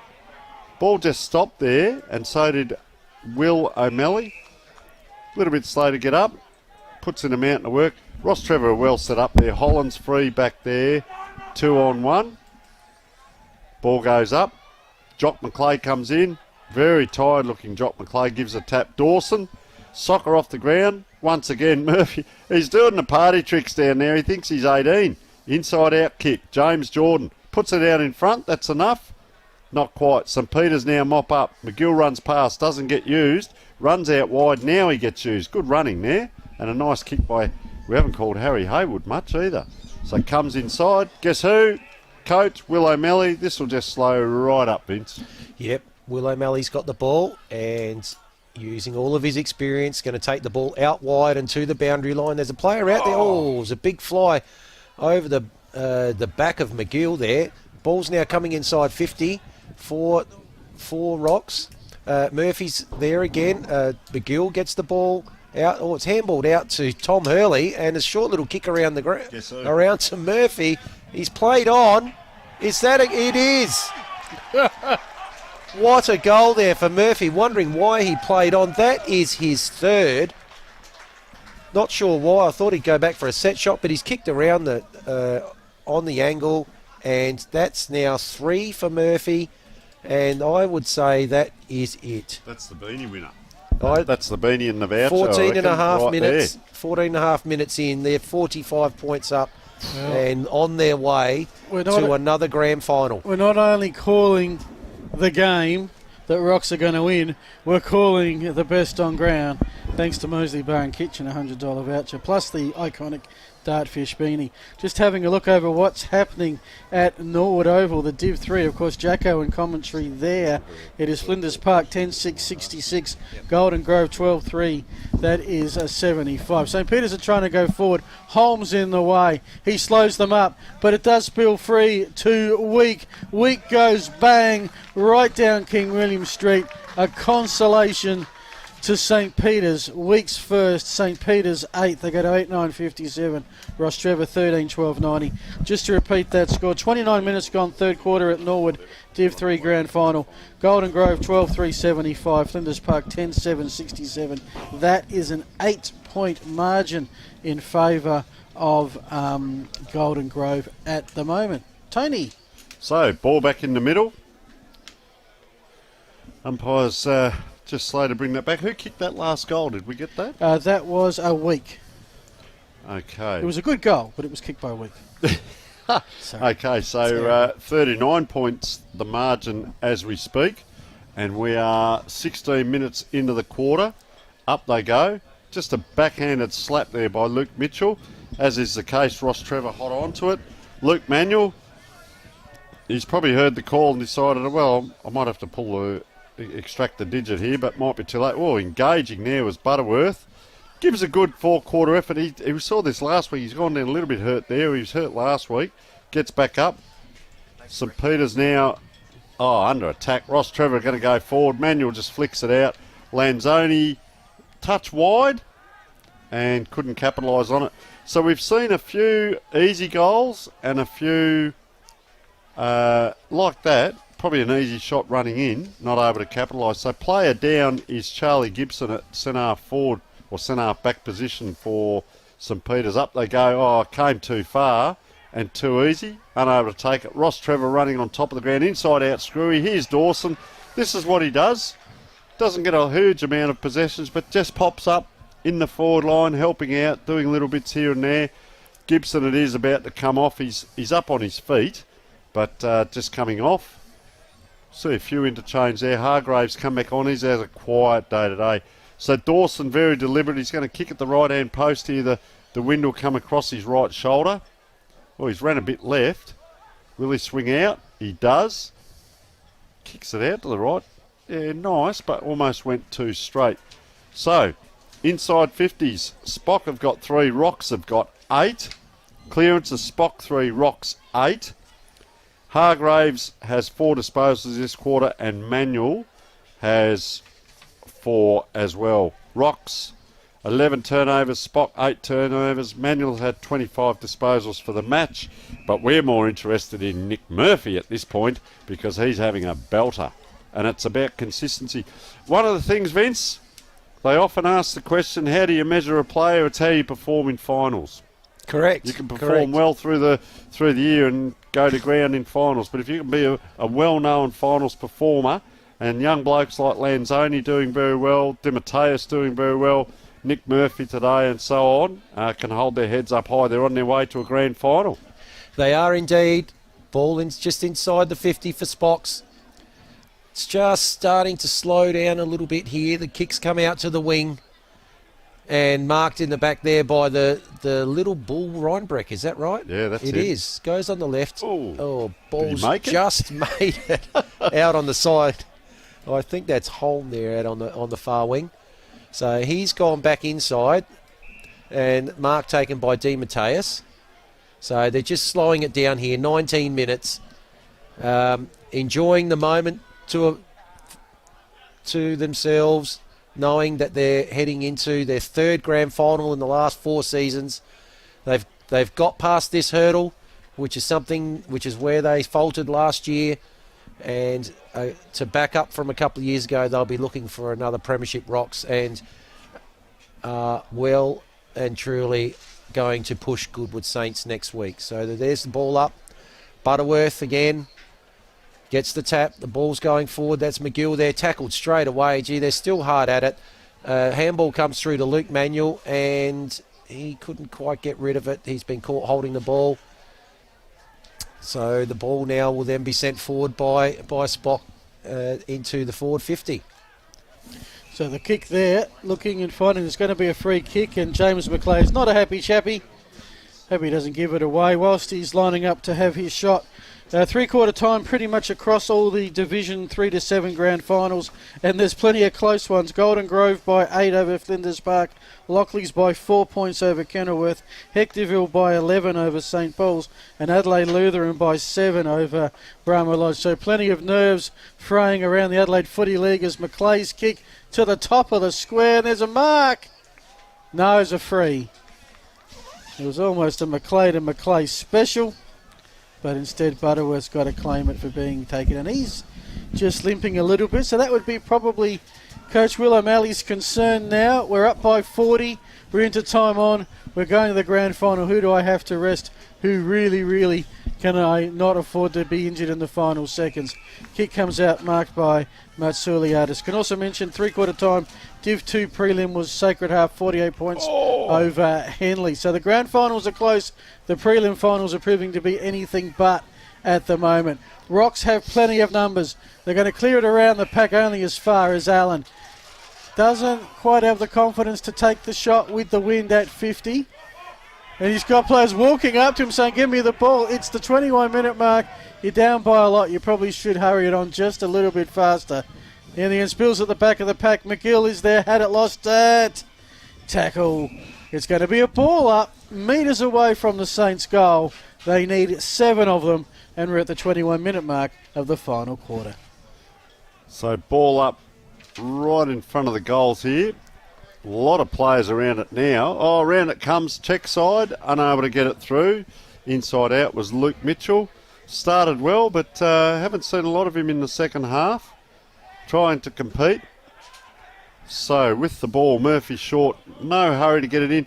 He'll get this outside 50, I reckon. Yeah, he's got a great kick on him. So out it goes. Unable to take it is Reed. Every player comes down. Geez, I hope Murphy... Nick Murphy's on the bottom of that pack. I hope he hasn't hurt himself. He's the last one to get up. He's done a mountain of work. Just, I don't know, he's holding his leg, his arm, all of the above, whole right side. Earlobe, toenail. He's just on his haunches there, but he's done a mountain of work. He's been magnificent today. The quick point, Rocks with the Sunday game will get an extra day's break to rest those bruises. Oh, very good, Phil. Working well. McCallum it is. Just smashes it onto his boot. O'Malley, they play as a team. I said this, they spread well. Unfortunately, just back to Obst. He's another one who really started well and then haven't seen a lot of in the second half. Up it goes. Gee, Butterworth's done well. He's got back there to help out. Look at him swarming on it. Oh, taking the ground. Very strong player is Sam Jonas. He's done enough today as well. It'll be interesting. Oh, just McLeod carrying on a little bit there. No, sorry, that was Luke Mitchell. A little bit of frustration sneaking in, not required. Probably Will O'Malley's given a little bit. Oh, just ran into the player first. Gee, he's trying to be a battering ram there, is Luke Mitchell, and it's not working. McLeod as well, just losing it a little bit when they don't need to. James and Jock are both into it. Players are not happy. 3 or 4 players around him. The two Macleays next to each other talking to the umpire as Will O'Malley leads the way, puts it out the other side. And nice grab too. Up high. So, down the ground it comes as Butterworth gets clapped off. I think in answer to your call, Phil, if you could take all 18 off, you would. I agree with you. And you can't. So they've got to play out the game. Tom Hurley been very quiet. Back it comes McCallum. And that takes the ball out to half forward on a string of handballs. So now the ball's going to come inside 50 for Roxall. Lanzoni's got a little bit of the sit here. Couldn't quite get there. That should be a free kick against Lanzoni. It is. And just Coach get up is taking himself off. Yeah. Well played. Yes. Just get up and stand the mark there, young Stefan. Don't want to get involved in anything silly. So Rox now from the elimination final into the grand final, and there's always another side to the coin where the top side is going out in straight sets. Ball and half forward here, and that won't be coming out. Umpire's going to ball it up. So just a little bit of junk time here, coming up to the 25-minute mark, expecting the siren any minute.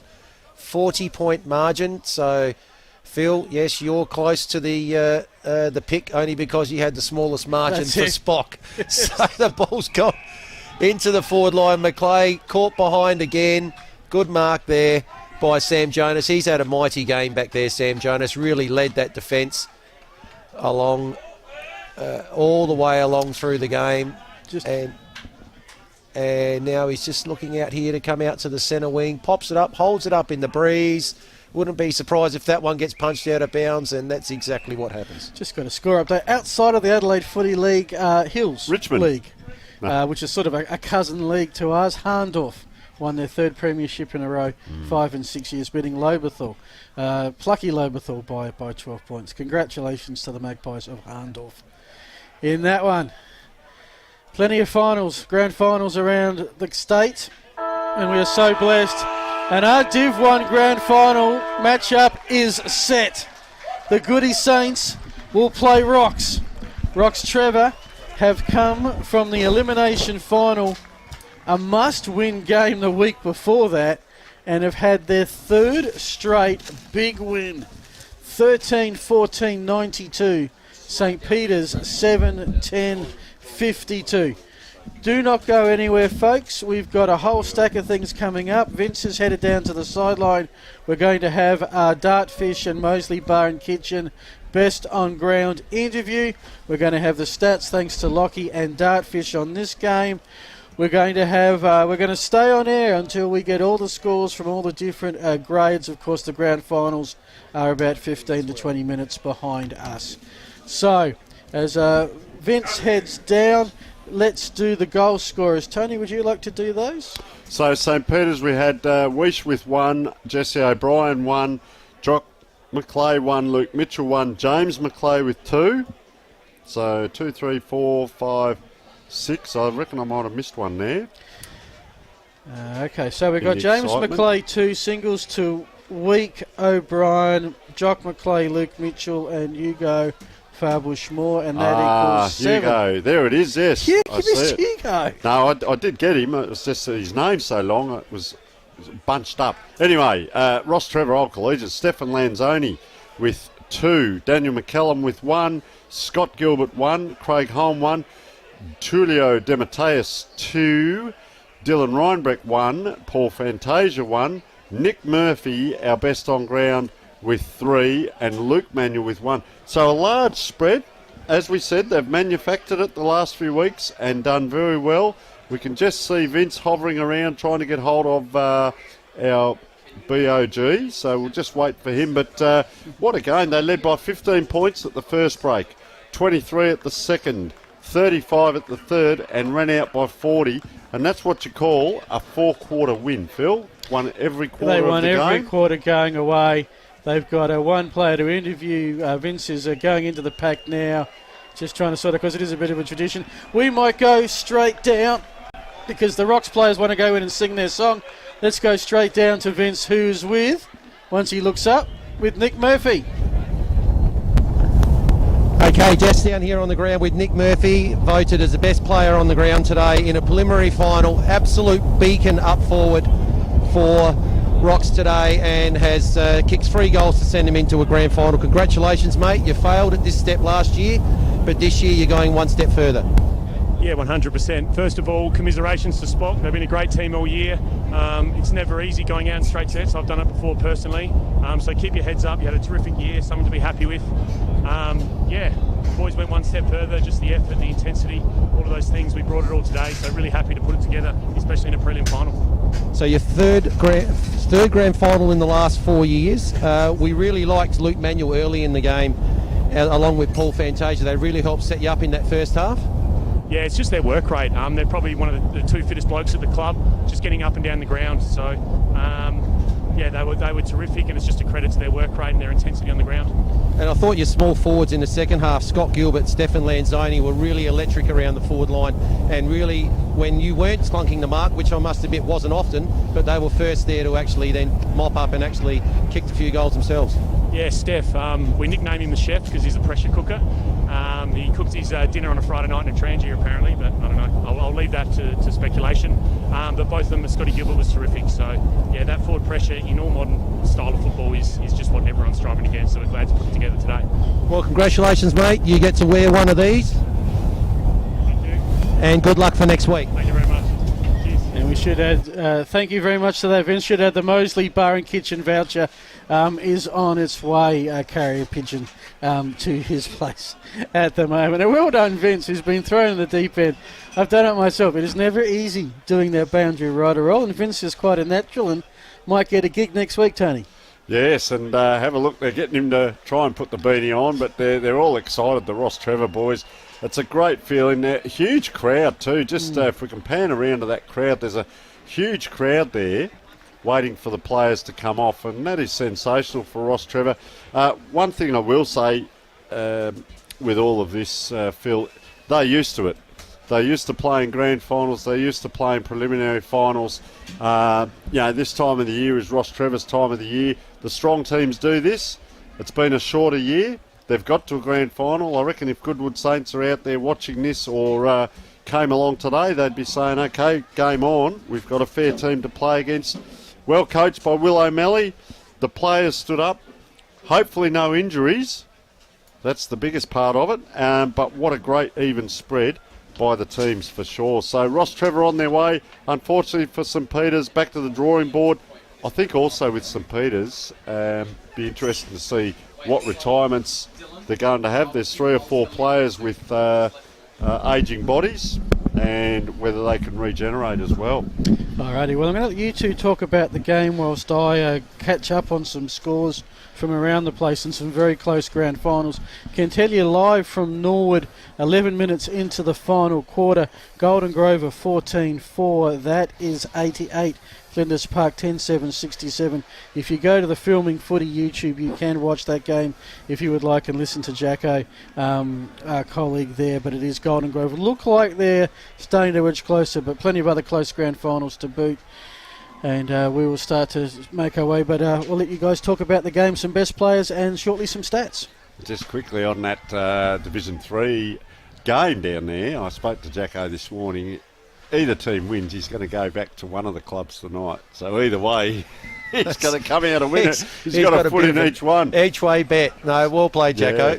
So one of the things I'd say, as I said, if we go through, I'll go through Rostrevor and you can go through St Peter's if you like, Vince. Yep. But Stefan Lanzoni, the big thing with Rostrevor is, I touched on it with the 3 keys, they've got a great spread of players. So they don't rely on just 1 or 2. A great spread, and you can see that today with the way they went about it. They've been playing a great final series. I still haven't seen them in a close game. 40-point winners this week, 22 points last week, and 3 games over 50 points. Geez, if ever a team is in form, it's them. So Stefan Lanzoni, young player, first year in senior football, playing very good football, and we've seen him improve as the year has gone on. And very impressed with that young man. Puts his body in senior football, in finals. McCallum, very good across half-back, puts his body in and goes into the midfield. Go down through there. James Jordan a bit quiet today. Scott Gilbert at times. Tom Hurley, not real sure how things will go for selection next week and whether Bacanello comes back, depending on how the hamstring is. So that'll be an interesting one. Could Swanbury actually finally get that game, having been on the edge of selection for the last 4 or 5 weeks? 23rd man. Exactly there. Craig Holm did enough today, our best player last week, but did enough today, so pretty happy with how we're... Tulio Demeteus, his first half was exceptional, and he really ignited that team and got them going. Ryan Brecht, you always know what you're going to get with him. You're going to get a rhinoceros pretty much going at the ball, and he is that player. Will O'Malley, once again, the driver, the coach, pretty much tempo when you need it, fast when you need it. Loves getting into the opposition's ears. That's the other bit with Will. Tom, I reckon when he went off, he was hobbling a little bit. Didn't see a lot of him today. Fantasia, a couple of marks early, kicked his goal. Holland at times. Sam Jonas, very good. Stoic across the back. Our best on field, of course, Nick Murphy. Just got better as the game went on and takes mark after mark and sets up other players, brings them in. Murphy short, good down back. And Butterworth, I thought, in ruck, gave a fair performance, probably outdone by Cloughton in the taps, but I think Butterworth's worth was around the ground, and also when the ball came deep into St. Peter's forward line, he was down back. So his work rate just to run and get down. And of course the last one there, Luke Manuel, what a belter of pretty much his first half, super constructive. Best on ground at half time. Yeah, best on ground at half time. Not so much in the second half. Still a great player, but just swamped in the end by Nick Murphy. Yeah. So excellent second half, Nick Murphy. I'll interrupt again. Apologies, I'll be doing this. No, scores, but please. As they come in, we've got to tell them, because this is premierships, and we have our first A-grade premier. Powerade Division 6. It was Hectorville by 23 at quarter time. 11 points at half time. 11 points at three-quarter time. St. Paul's kicked 4 goals in the final quarter to be 8-7-55. Hectorville were 8-9-57. The Hounds 2 points. won 2 points, and thankfully a tip that you, Jacko, and I had pre-season actually won a premiership. Wow. So St. Paul's, they won a lot of games through the year, but couldn't get it done. 2 points in the grand final. And they did well final. Coming up from Div 7, so that's a good effort from them. Yeah. They're going to, they basically gave, St. Paul's gave Hectorville a 4-goal head start in that first quarter, and couldn't catch them. Almost clawed them back. So let's go through what we saw with St. Peter's. I thought when Matt Siliadis got moved into the middle, he had a little bit of influence. James Hargraves, I thought, was really good early. Tom Fotheringham, I think he actually got moved to the forward line when they had to make a few moves there late in the game. Jesse O'Brien was serviceable, but probably not to the level that you'd probably expect from him. Ryan Obst, I thought, was really good across half-back. He was a go-to guy out of the back line and a bit of a link-up player to get the ball moving forward. Toby Schultz got a lot of the ball out back. I just thought he was a little bit slow to move the ball on. He just looked like he hesitated and always trying to pick the perfect option. Luke, the 3 tall forwards, Jock McClay, James McClay, Luke Mitchell, I'd said at half time we all thought they had moments, but it only kicked a goal each at that point, and they really didn't factor a lot after half time. I thought Luke Mitchell in particular was probably the best of them up to half time, but they didn't actually get a lot of traction after that. Farl Bushmore kicked the goal. Prominent early, wasn't he? Prominent early. And late as well. Yeah, I thought he was good late. Kicked that goal in the last quarter, had another opportunity to do so. I thought both Ben and Nick McGill were both tried really hard and did really well as well. Hamish Allen we called quite a bit. I thought he got quite a bit of the ball. And you mentioned Matthew Cloughton. Matthew Cloughton was the best ruckman on the ground, but Rock's work off of his hand and first takeaway from stoppage was exceptional. And Phil and I mentioned that at half time that was the stoppage difference was probably one of the reasons why they went in at half time 4 goals up. But no, well done to the last couple there. Reid and Gibson both had moments. I thought Reid was good again in the back line. But all in all, Rostrevor just far too strong across the ground. A lot of the St. Peter's players had moments, but they sort of fell in and out of the game a bit and didn't perform at the same level for long enough. We also saw early on in the game, both teams were doing clearing kicks through the middle of the ground. The first quarter in particular was a really good quarter of football. As a standard, was really good. I'll tell you where Rostrevor also win a lot is around those packs and the clearances and the linking handballs. They work together as a team. They run in 3s and 4s.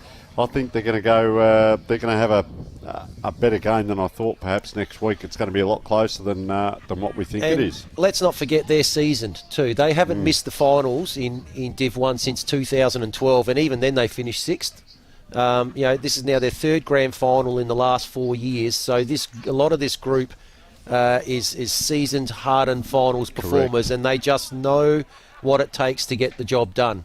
So, as much as we didn't predict the result, any of us, before the game, I doubt that any of us are really surprised that to a point, we thought that we had our reasons why Spock might win the game and reasons why Rocks might not. But given their history and the way they've been so consistent for so many years now, it's certainly not surprising. Phil, you've got more scores. I've got some scores. Line-up for Saturday and Sunday is confirmed. Div 2 prelim final.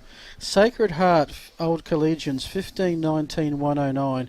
Demolished Henley 5-7-37, a 72-point win in the Div 2 prelim. So on Saturday, this will be live streamed. It'll be Tea Tree Gully against Sacred Heart Old Collegians. Just a score that we didn't do earlier was the C1s because it was a standalone game. Goodwood Saints beat Prince Alfred by 30 points, which means that, let me just give you the schedules for Saturday. C2, Sacred Heart Henley. Reserves, Broadview Henley. League, Breakthrough Mental Health Foundation Division 2, Tea Tree Gully and Sacred Heart. C1s, Sunday at Norwood, C1 Adelaide Uni, Goodwood. Reserves, Goodwood St. Peter's. League, Goodwood Rocks. What a year by the Saints, if you don't mind. And we do have a final score that has come in from the Carnot Division 7. And, they left it to the last quarter. But to the last quarter, they came good. Brahma Lodge 8-11-59 defeated Adelaide Lutheran 6-8-44. Brahma Lodge are your Division 7, Carnot Division 7 premiers, 15-point winners. So still waiting on Divs 3, 4 and 5 to round out Super Saturday in the Adelaide Footy League. Well done to Brahma Lodge, but for mine, I reckon the Mighty Crabs were probably the best team in in Div 7. I mean, given where they've been the last couple of years, even not being able to field a B grade, and at times and having guys playing B grade and A grade, for the last couple of years, for them to go as far as they did and get up to 3rd, I mean, that's promising for them. That's a great step forward. Very long-serving, proud club. Yeah, I liked Brahma Lodge from the start. I interviewed their captains, and I've run into one of the captains a fair bit, and actually sent him a message today, and I'm happy that they got up. But for Flinders Uni, how do you measure success if you take out the win-loss and the growth of their club? And I think the big thing with themselves when we went down there this year was how they wanted to be seen. And they want to be seen as a bit more professional and, as a football club that can actually win games. So we've got another score, Phil. They're coming in. Division 5, Richmond Oval, Lockleys and Kenilworth. Kenilworth came from behind and at the 21-minute mark led by 5 points. Now, don't forget, Lockleys had won the C's. Lockleys had won the B's. Hadn't won the A's for a long time. I can't remember, 28, 38 years. At the 24-minute mark, a Lockleys gold and held on. Wow. The Demons of Lockleys have broken the drought. They've beaten Kenilworth by 1 point. 1 point. So Zwecky was, he lost the other night? He said, 3 or 4 grand finals or something. And, can you imagine? But 1 point today, I mean, it's great to win, but what a stressful day for that young man. The Palace. Can you imagine the new Palace at Lockleys? Yeah. We thought it was big the night we did the filming there. Tonight will just be the biggest for them this century. Congratulations to Lockleys on winning Div 5. We're now waiting on not a bad Div way to break 4 it in. and Div 3. And then we've got the wrap of premiers. So the other thing, just while we're waiting on some of that, I'd like to talk about this. Imagine tonight Will O'Malley, be saying to the players, well, obviously not out till 3 in the morning and so on. But it's more than just the 2 training nights, Vince, this week. It's preparing. Your preparation starts now. The next meal you have, the whether you go and wade in the ocean tomorrow, all of these things. Division 1 football, which we had someone call in today and say, what standard, what division is this, da-da-da. It's a top standard. I was talking to someone down here from a Division 1 club today. It's the elite level of the Adelaide Football League, and you need to prepare and play that way, and you'll get an opportunity and have a look at Rostrevor. So this whole week, hugely important for them. Exactly right. They need to think, eat, sleep and breathe like an AFL player does all the time this week. They've every single decision that they make they need to consider what the best outcome will be for them to put their best performance in next weekend. And Friday night, don't play the game before you've played it. That can happen to Saturday night. Saturday night. Saturday night. Yeah, very good. That's right. Well, it's going to feel weird. It's going to feel very weird to have a grand final on a Sunday. But it does. It is a long weekend. It's going to make for today is almost the people's round that all the grades have their premiers, and then you leave the elite ones just for that last weekend. And at Norwood Oval, I've just been watching some vision of Golden Grove and Flinders, and Golden Grove have won. The Kookaburras, whoever doubted them, have beaten Flinders Park by 30 points, and there's just crowd streaming on the Oval as you would expect. Golden Grove 15-7, that is 97, Flinders Park 10-7, 67. Congratulations to the Kookaburras. How's the commentary, Phil? Has it gone a bit flat? I haven't been just listening. Diminished out a little bit, poor old I can watch down there. different things at the same time. I can't listen to different things at the same time. Oh, boy. No, good work there by the Kookaburras, and probably the best team in Div 3 in this shortened season. And let's not forget, overall, what a great effort by the league and by all the clubs to get to today. And then to finish off next week. Given all the uncertainty and all the trials and tribulations that were happening earlier in the year and continue to happen in other parts of the world, for us at our little level, loving our local football, we've had the opportunity to witness a season, and albeit a shorter one, and get to the pointy end now. And then move on. Right. Yeah, you're right there. Well, I was here for a Div 2 grand final last year, Athelston and Unley, and I reckon the crowd then was very similar to the crowd today. This was a really good crowd. Yeah. I've seen scenes at Norwood, and you can see why the league is going to have why it's playing at Norwood, because they had a great crowd for the Div 3. And look, October long weekend. Why not go out and get involved and get behind your local footy club? And if COVID has brought any positives out of it, I think it is maybe just a closer connection with our communities. Yeah, closer connection with our local clubs. Agreed. Well, huge crowd here today, and different people from other teams coming and watching because their teams weren't in. The other thing with next week, Phil, we've got Division 2 Saturday. Yep. That'll be filmed and commentated. Division 1 Sunday, filmed and commentated. But then... Yes. What is happening on Monday? It's just head down to the Moseley on your long weekend. What have we got going on there in the afternoon? The Moseley Bar and Kitchen, come and join us for our live taping of the finale edition of Between the Posts for the 2020 season. We'll have the bloopers, we'll have the award winners, we'll have to give Jacko his tipping trophy. Oh, no. And we'd love to have you down there. So we'll... Stay tuned. We'll tell you the times on the weekend, how it's all going to work. But we're going to be in fine form by the time we get to Monday, aren't we? Oh, yeah. Yep. And to think it's all over, I might have a sniffle at the end of that, a little bit of a tear in the eye. I do. I think you're quite correct. Alrighty. We have a final score from the final grade. Div 4, Woodville Oval, Walkerville, are the Div 4 premiers. Is that 11-16, right? 82. Hope Valley 6-6, 42. Comfortable. So that is 29 scoring shots to 12. So if I remember right, Walkerville dispatched Morphy Parks in the elimination. Then they dispatched Mitcham in the first semi. Then they dispatched Pembroke in the prelim and have taken care of Hope Valley. Good effort. 40 points. So, Now, wow.